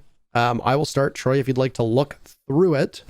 And I'll start with actually the very first question, because I think it is a good question. What's your favorite part about being a part of DarkZero? And that comes from Skirt to Sloth. My favorite part of being a part of DarkZero is having the connection, a real connection with a team that competes at the highest level. So I grew up in West Virginia, and we don't have pro teams in that state. And everybody there is a huge West Virginia Mountaineer fan. That's our college. That's the only thing we have. So everybody has that connection. And when West Virginia plays, everybody watches, and that's the state pretty much shuts down. And I'm glad that I feel that same connection with DarkZero whenever I watch Pro League. So being able to watch Pro League has always been exciting for me, but to watch a DZ match, like I probably get more nervous than the players. Like, I don't know. Like I'm like legit like excited. That's what every parent says about their kids, by the way. Right. Yeah, I guess that is true. Reason that I'm spamming the DarkZero emote in the chat is because I'm so nervous I can't type effectively. That's You're like the DZ dad. Yeah, I guess so. But yeah, that's probably it. I'd say just get like I don't get insight into like the team strategies or roster changes or anything like that. And frankly, I would be worried if I did. But getting an inside look at being able to visit the house and seeing how the team operates and stuff like that is really cool as well. I'd say those two things right there are my favorite part. Okay. I don't really have much to say to that. My question is, what is, in your opinion, best video you've made from your point of view? That was what I was going to ask. View-wise, I think that's an interesting question. I was actually mostly for your favorite video. What was the second part of the question? It was, what's your best video view-wise, I guess. Okay. So most successful in terms of views, and then your favorite one, I suppose. The best video I've ever made was in the first year that I started a YouTube channel. I was doing Call of Duty videos, and you guys remember Call of Duty Advanced Warfare? Yeah. Did either of you guys play that game? You remember how they had weapon variants? Yeah, I played it. I remember that. The weapon variants it was an awful game. The weapon variants all had, like, if you thought about it in an interesting way, they were like really perverted names. And I made a video called Goodbye Advanced Warfare. I think it has like 500 views, and it was like a parody. The background track was that was some like really like mopey song, and I was like Goodbye Advanced Warfare. And I just listed like the things that were like not gonna miss about this game. And one of them, like one of the jokes in it was like all these perverted weapon names, and it was like it was funny, you know, and I take more pride in that video than any video I've made since. But honestly, the videos that made my channel, like over Christmas Eve, I want to say it was Christmas Eve and Christmas, I did a 2-part series. The first video was the top 5 things that beginners do too much, and the second one was the top 5 things that beginners do too little. And both of those videos, I think the one has over 2 million views. I think those are my top 2 like most viewed videos, and probably the videos that really launched my channel as a Siege channel. I remember your Hereford bass song. Yeah. That is my favorite piece of content you've ever done. Yeah, that's very similar to that Advanced Warfare video that I did. Imagine Absolutely. No Hereford bass. Yeah. It's easy if you try.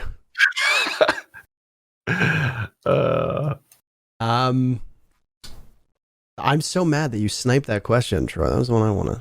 That's a good question. This one comes from Keg, who's asked a couple questions in the past. He says, and it's a good one. How do you juggle having a family and doing content creation?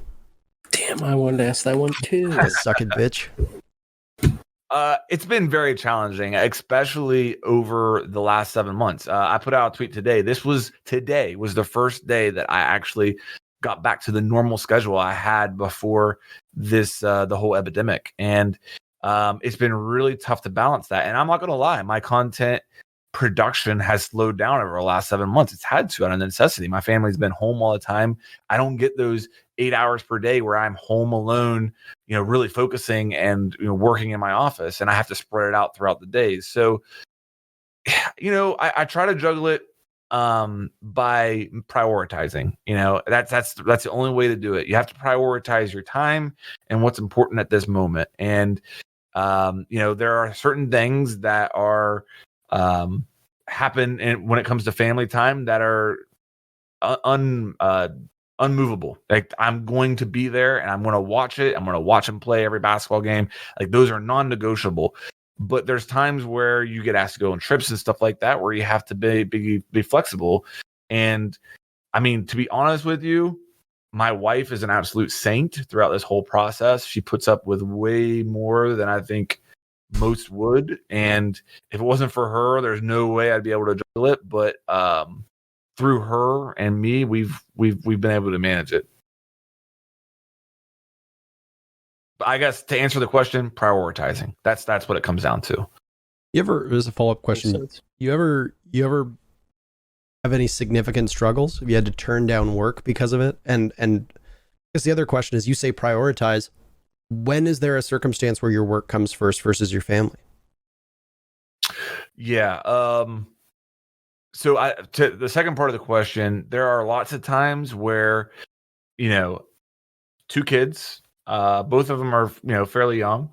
And there are times where I'll be streaming and I like to at least help put one of the kids to bed, but the wife has to do both because I'm in the middle of a stream and I can't, you know, just leave for half an hour to put one of the kids to bed and come back, you know?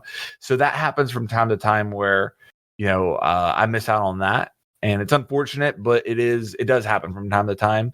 Have I ever missed out on work? I don't know that I've missed out on work because of the family, but like if I was younger, there are definitely some opportunities that I've missed. Like if I was younger, I'd probably be moving to Vegas into the DZ house. You know what I mean? Yeah. But you know, I'm not going to move my family out to Vegas. And I love the town that we live in, a great town to raise a family in. I'm not going to ask my wife to leave her job. She loves her job. So I think that's an instance where I probably missed out on an opportunity. Okay. Those are fair. These are the kind of things that we can't really ask every young pup who comes on here and doesn't have kids. So this is These family related questions are humbling No, to it's hear. interesting. But yeah, this is just something that just doesn't get discussed. Yep. Could ask Lycan in the future. Yeah, that's true. Actually, that's a good point. Yeah. Because nobody else has had kids that I think we've had on. That we've had on. I mean, well, we haven't even had Lycan on, but no, Lycan hasn't come on yet. No one. Yeah. Yeah. Out of the people we've had on, no one. Yep. Anyways, the question I was going to ask, let me scroll back up to it. Is there anything that you would have done differently, like earlier on in your career, like to grow your channel? Like, I guess mistakes you learned from, in a sense. Yeah. You know, I think so. I think that if I'm looking back now, I wish I would, from the get-go, focused on a little bit more variety. Not necessarily even like as far as games, but as far as just different content and really challenging myself to consistently create different content. The problem with the YouTube algorithm is that YouTube algorithm, it tries to predict who's going to watch your channel. And it does that by like kind of pigeonholing you, I guess. So once you're established into the algorithm and the YouTube like figured you out and it's figured out who to suggest you to, that's the easiest way to grow if you stay in that little bubble, because you'll continue getting suggested to these people and you'll have good results.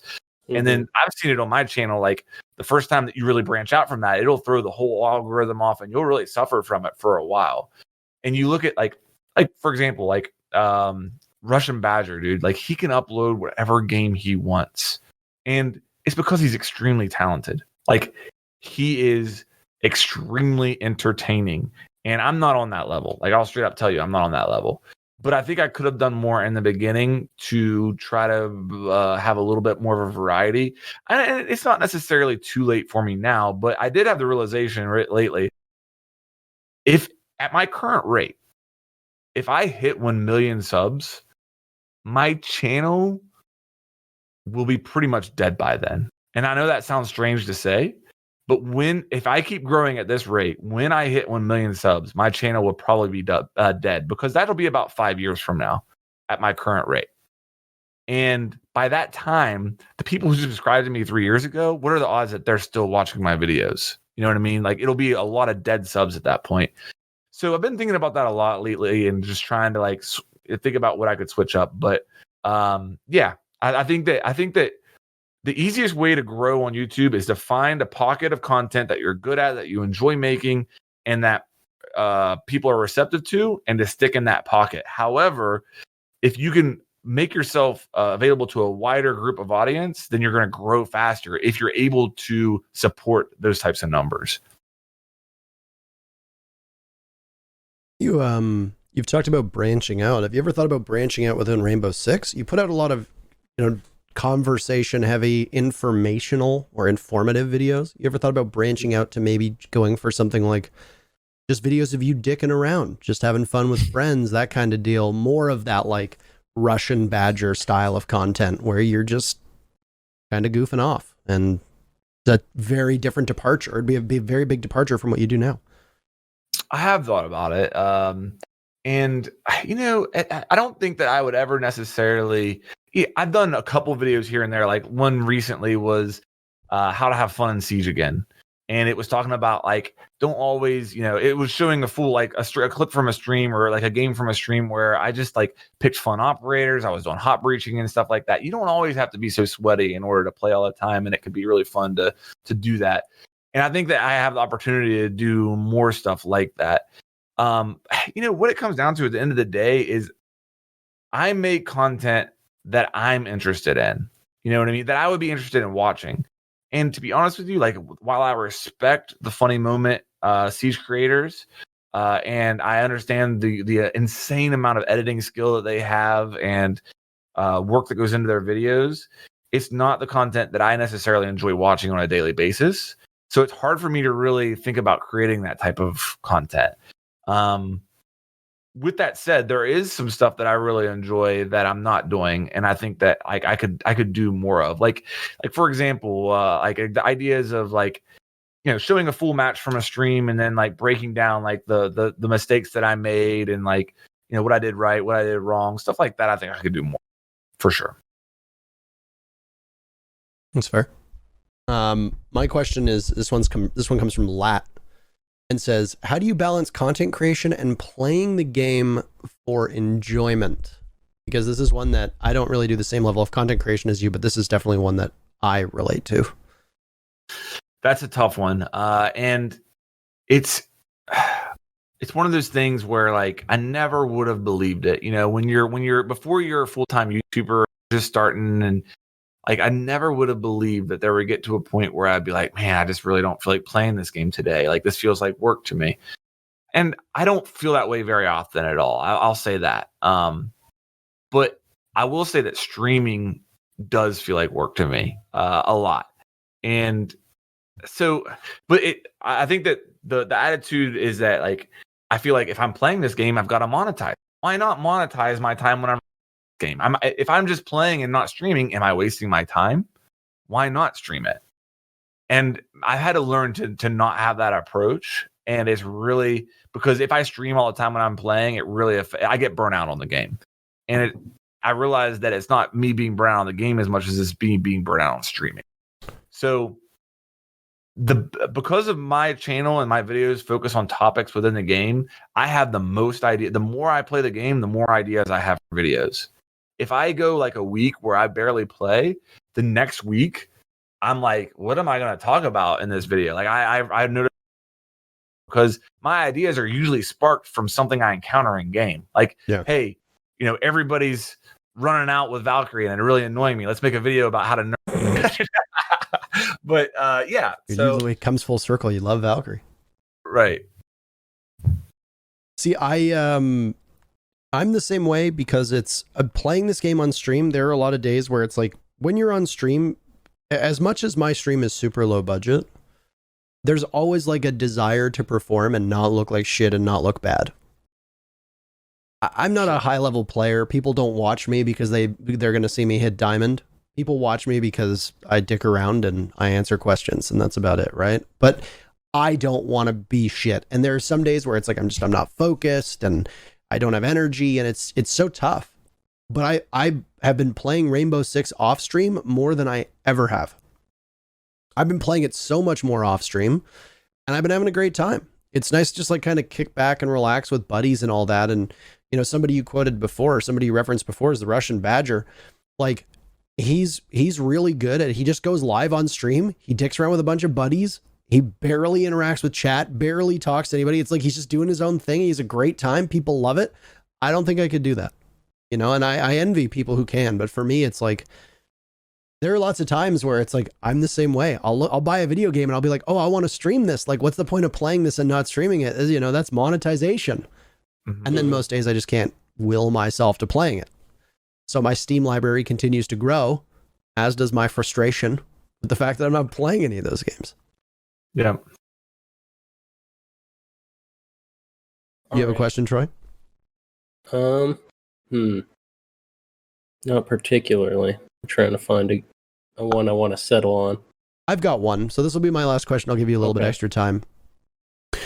As your kids get older, are you concerned about people in their social life highlighting your content with ill intent towards them?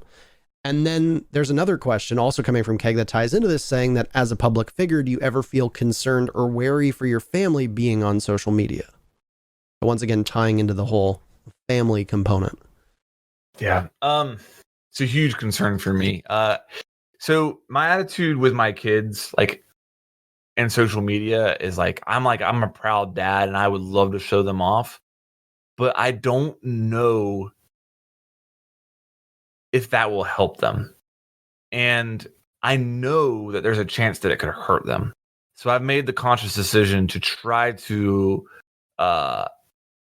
eliminate that. Try to not put them in the public eye in that sense. Like I very rarely ever post pictures. And the fear is like, I don't want them to look back on my life's work and be like, man, dad never talked about us. He was so proud of his YouTube and stuff, and he never talked about us. But I just hope that they understand, like, I just didn't want to subject them to that because I didn't know if it would help or hurt them. And I thought I've always thought the safer play was just to not subject them to it. So that's been my attitude as far as presenting them on social media. I mean, there has been times where I've streamed and they've come in the room and I've had them said hi to the camera and stuff like that. I'm not like completely, pretending that they don't exist. And yeah, I mean, I think that's why the biggest reason that I run a clean channel as far as my YouTube isn't for monetization. It's because I don't want them to look back and, and I don't want like their friends' parents. Like if they go over to their friend's house, I want their friends' parents to pull up a clip of me and like show me like doing some obscene thing and embarrass them by it. I've always had to keep that in mind. I know as far as my Twitch, I'm trying to do better, but there are moments on Twitch that could probably be used against me. But the worst it's going to be is like me raging. You know what I mean? Like me acting like a child because I'm raging in a game. You know what I mean? Like King George. Yeah, exactly.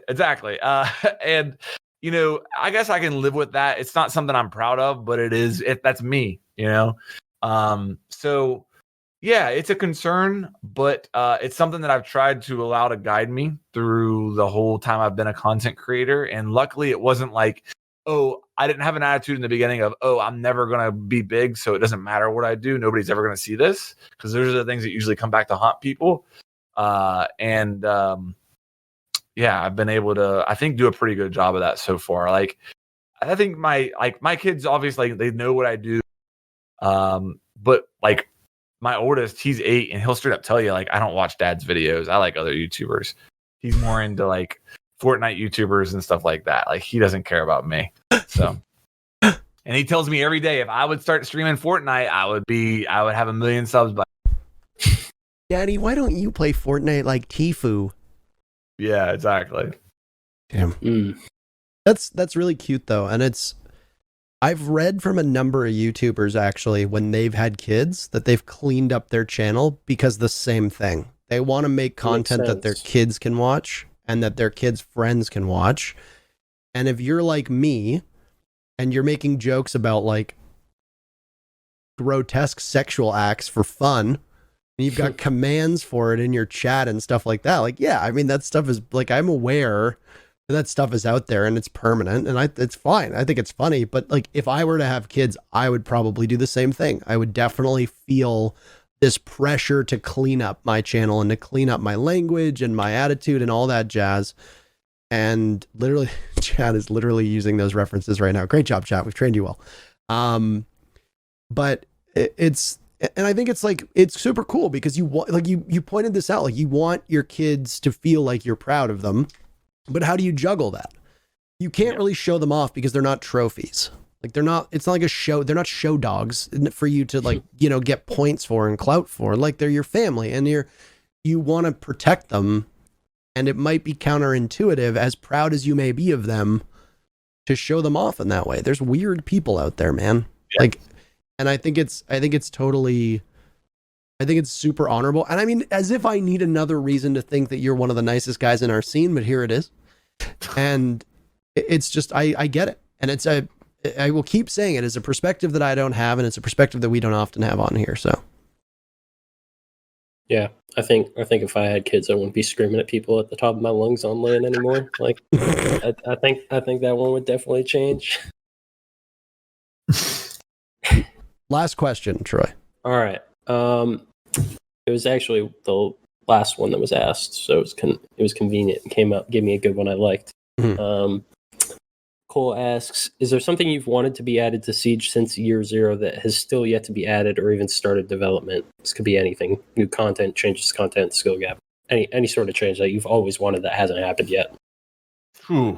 Oh man, that's a tough one. For a long time, I wanted the bomb models changed, and that literally just happened. I've always felt like you shouldn't be able to get crazy pixel angles through the bomb. You've been talking about this for years. Yes. Years. I actually always liked it. Yeah, I loved laying down and looking through the cage of the bomb. I don't know why, but I always thought it was cool. There's like that, I don't know. I've just always felt like it was kind of a cheesy thing. It is. I don't know why I liked it, honestly. Because you're a piece of shit. For the best. Okay. Yeah. Honestly, I would probably, I hate this is so boring, but if I'm going to answer this question, it's probably going to be with a solo queue, a ranked solo queue. That's probably the thing that I would want to see. I've always wanted to see introduced to Siege that's never been there. It's got its pros and cons. We can go on about the debate, but at the end of the day, Siege is a completely different game for a solo queue player versus a 5-stack. And having a 5-stack against potentially 5 random people playing together is night and day. There's no like world in which that should exist. And I really think that if it was executed properly, I would love to see a solo queue playlist. Solo queuing sucks so much. I know Parker. I love solo queuing. What'd you say, Troy? Said I know you're a big advocate of that, the solo queue only or solo queue versus 5-stack queues. I think for a couple reasons. One, the biggest reason is it gives Ubisoft more covering fire to balance around actual like competitive team play. Right now, the problem is that if you only solo queue, your experience with this game is so different from somebody who doesn't. It's almost like it's a completely different game. You watch the pros play the pro TMs, and now with FPL and EU, which is absolutely huge. Now with FPL and EU, the streams are going to give a really, really specific look and really strong look actually at how different this game is. It's like you're playing on a different level, you know, and I wish people could experience that. I fear that they never will.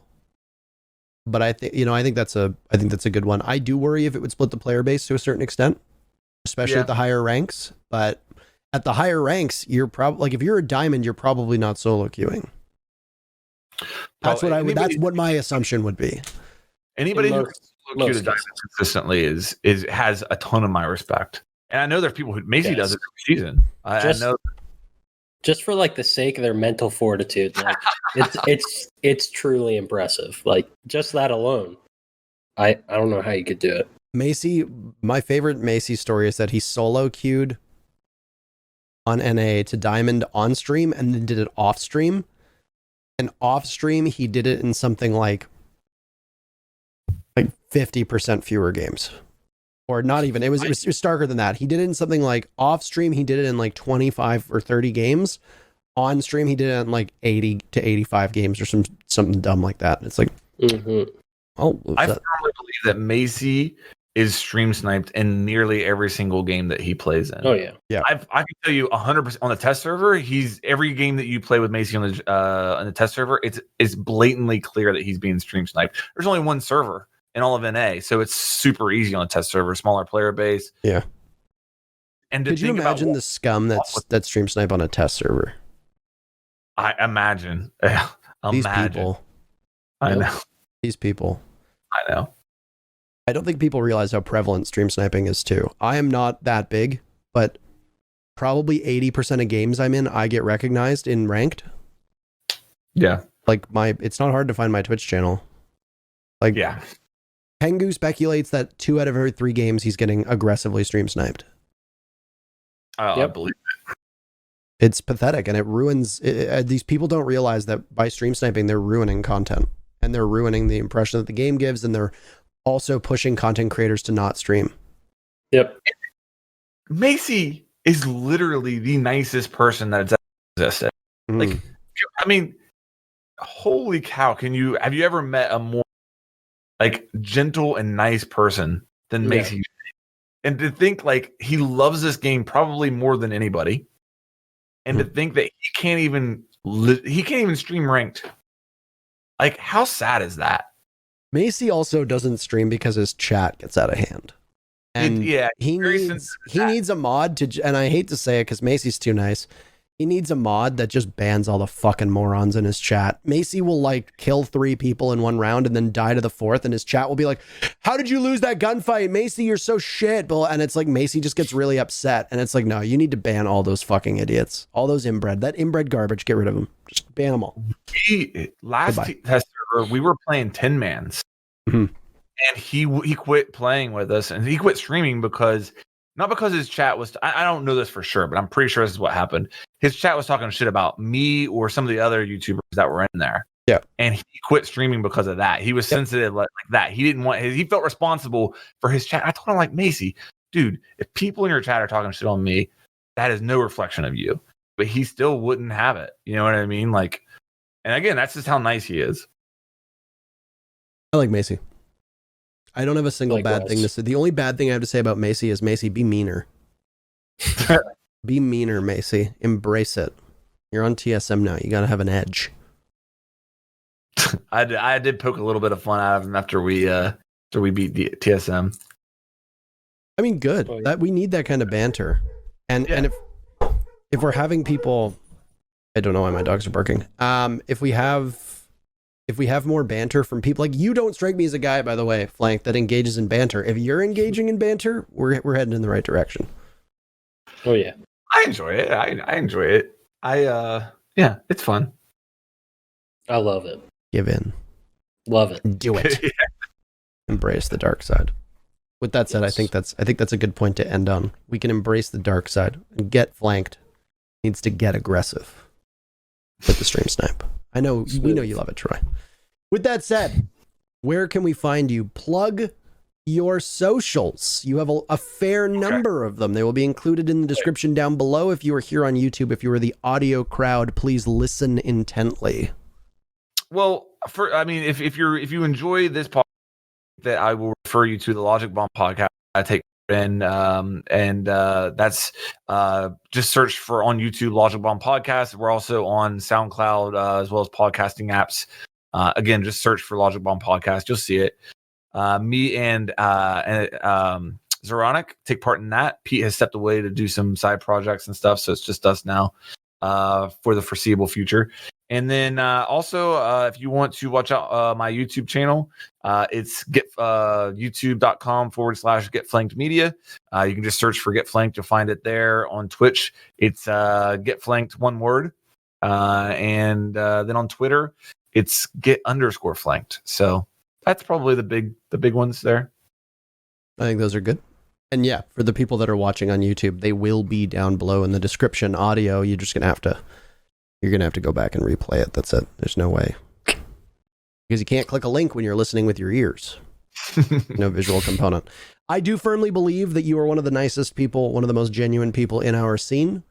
You gave me a huge start when I had just wrapped up the Sao Paulo finals. You brought me on the Pro and the Potato. I'd been involved in the community for a couple months max. You saw some reason to bring me on, and then since have invited me on Hot Breach, you've invited me on Logic Bomb. I have gone on those multiple times each. You brought Troy and I on to promote us on this podcast after we got off the ground, and both you and Pete were invaluable when it came to setting everything up for this podcast to begin with. And I don't think things would be running as smoothly as they do now without your assistance and guidance when I came to you frantically with questions. So all of those things, plus just the content you put out, your commitment to your family, the commitment to the game, and just your general demeanor and attitude, and how nice it is, by the way, to just share a beer with you at events.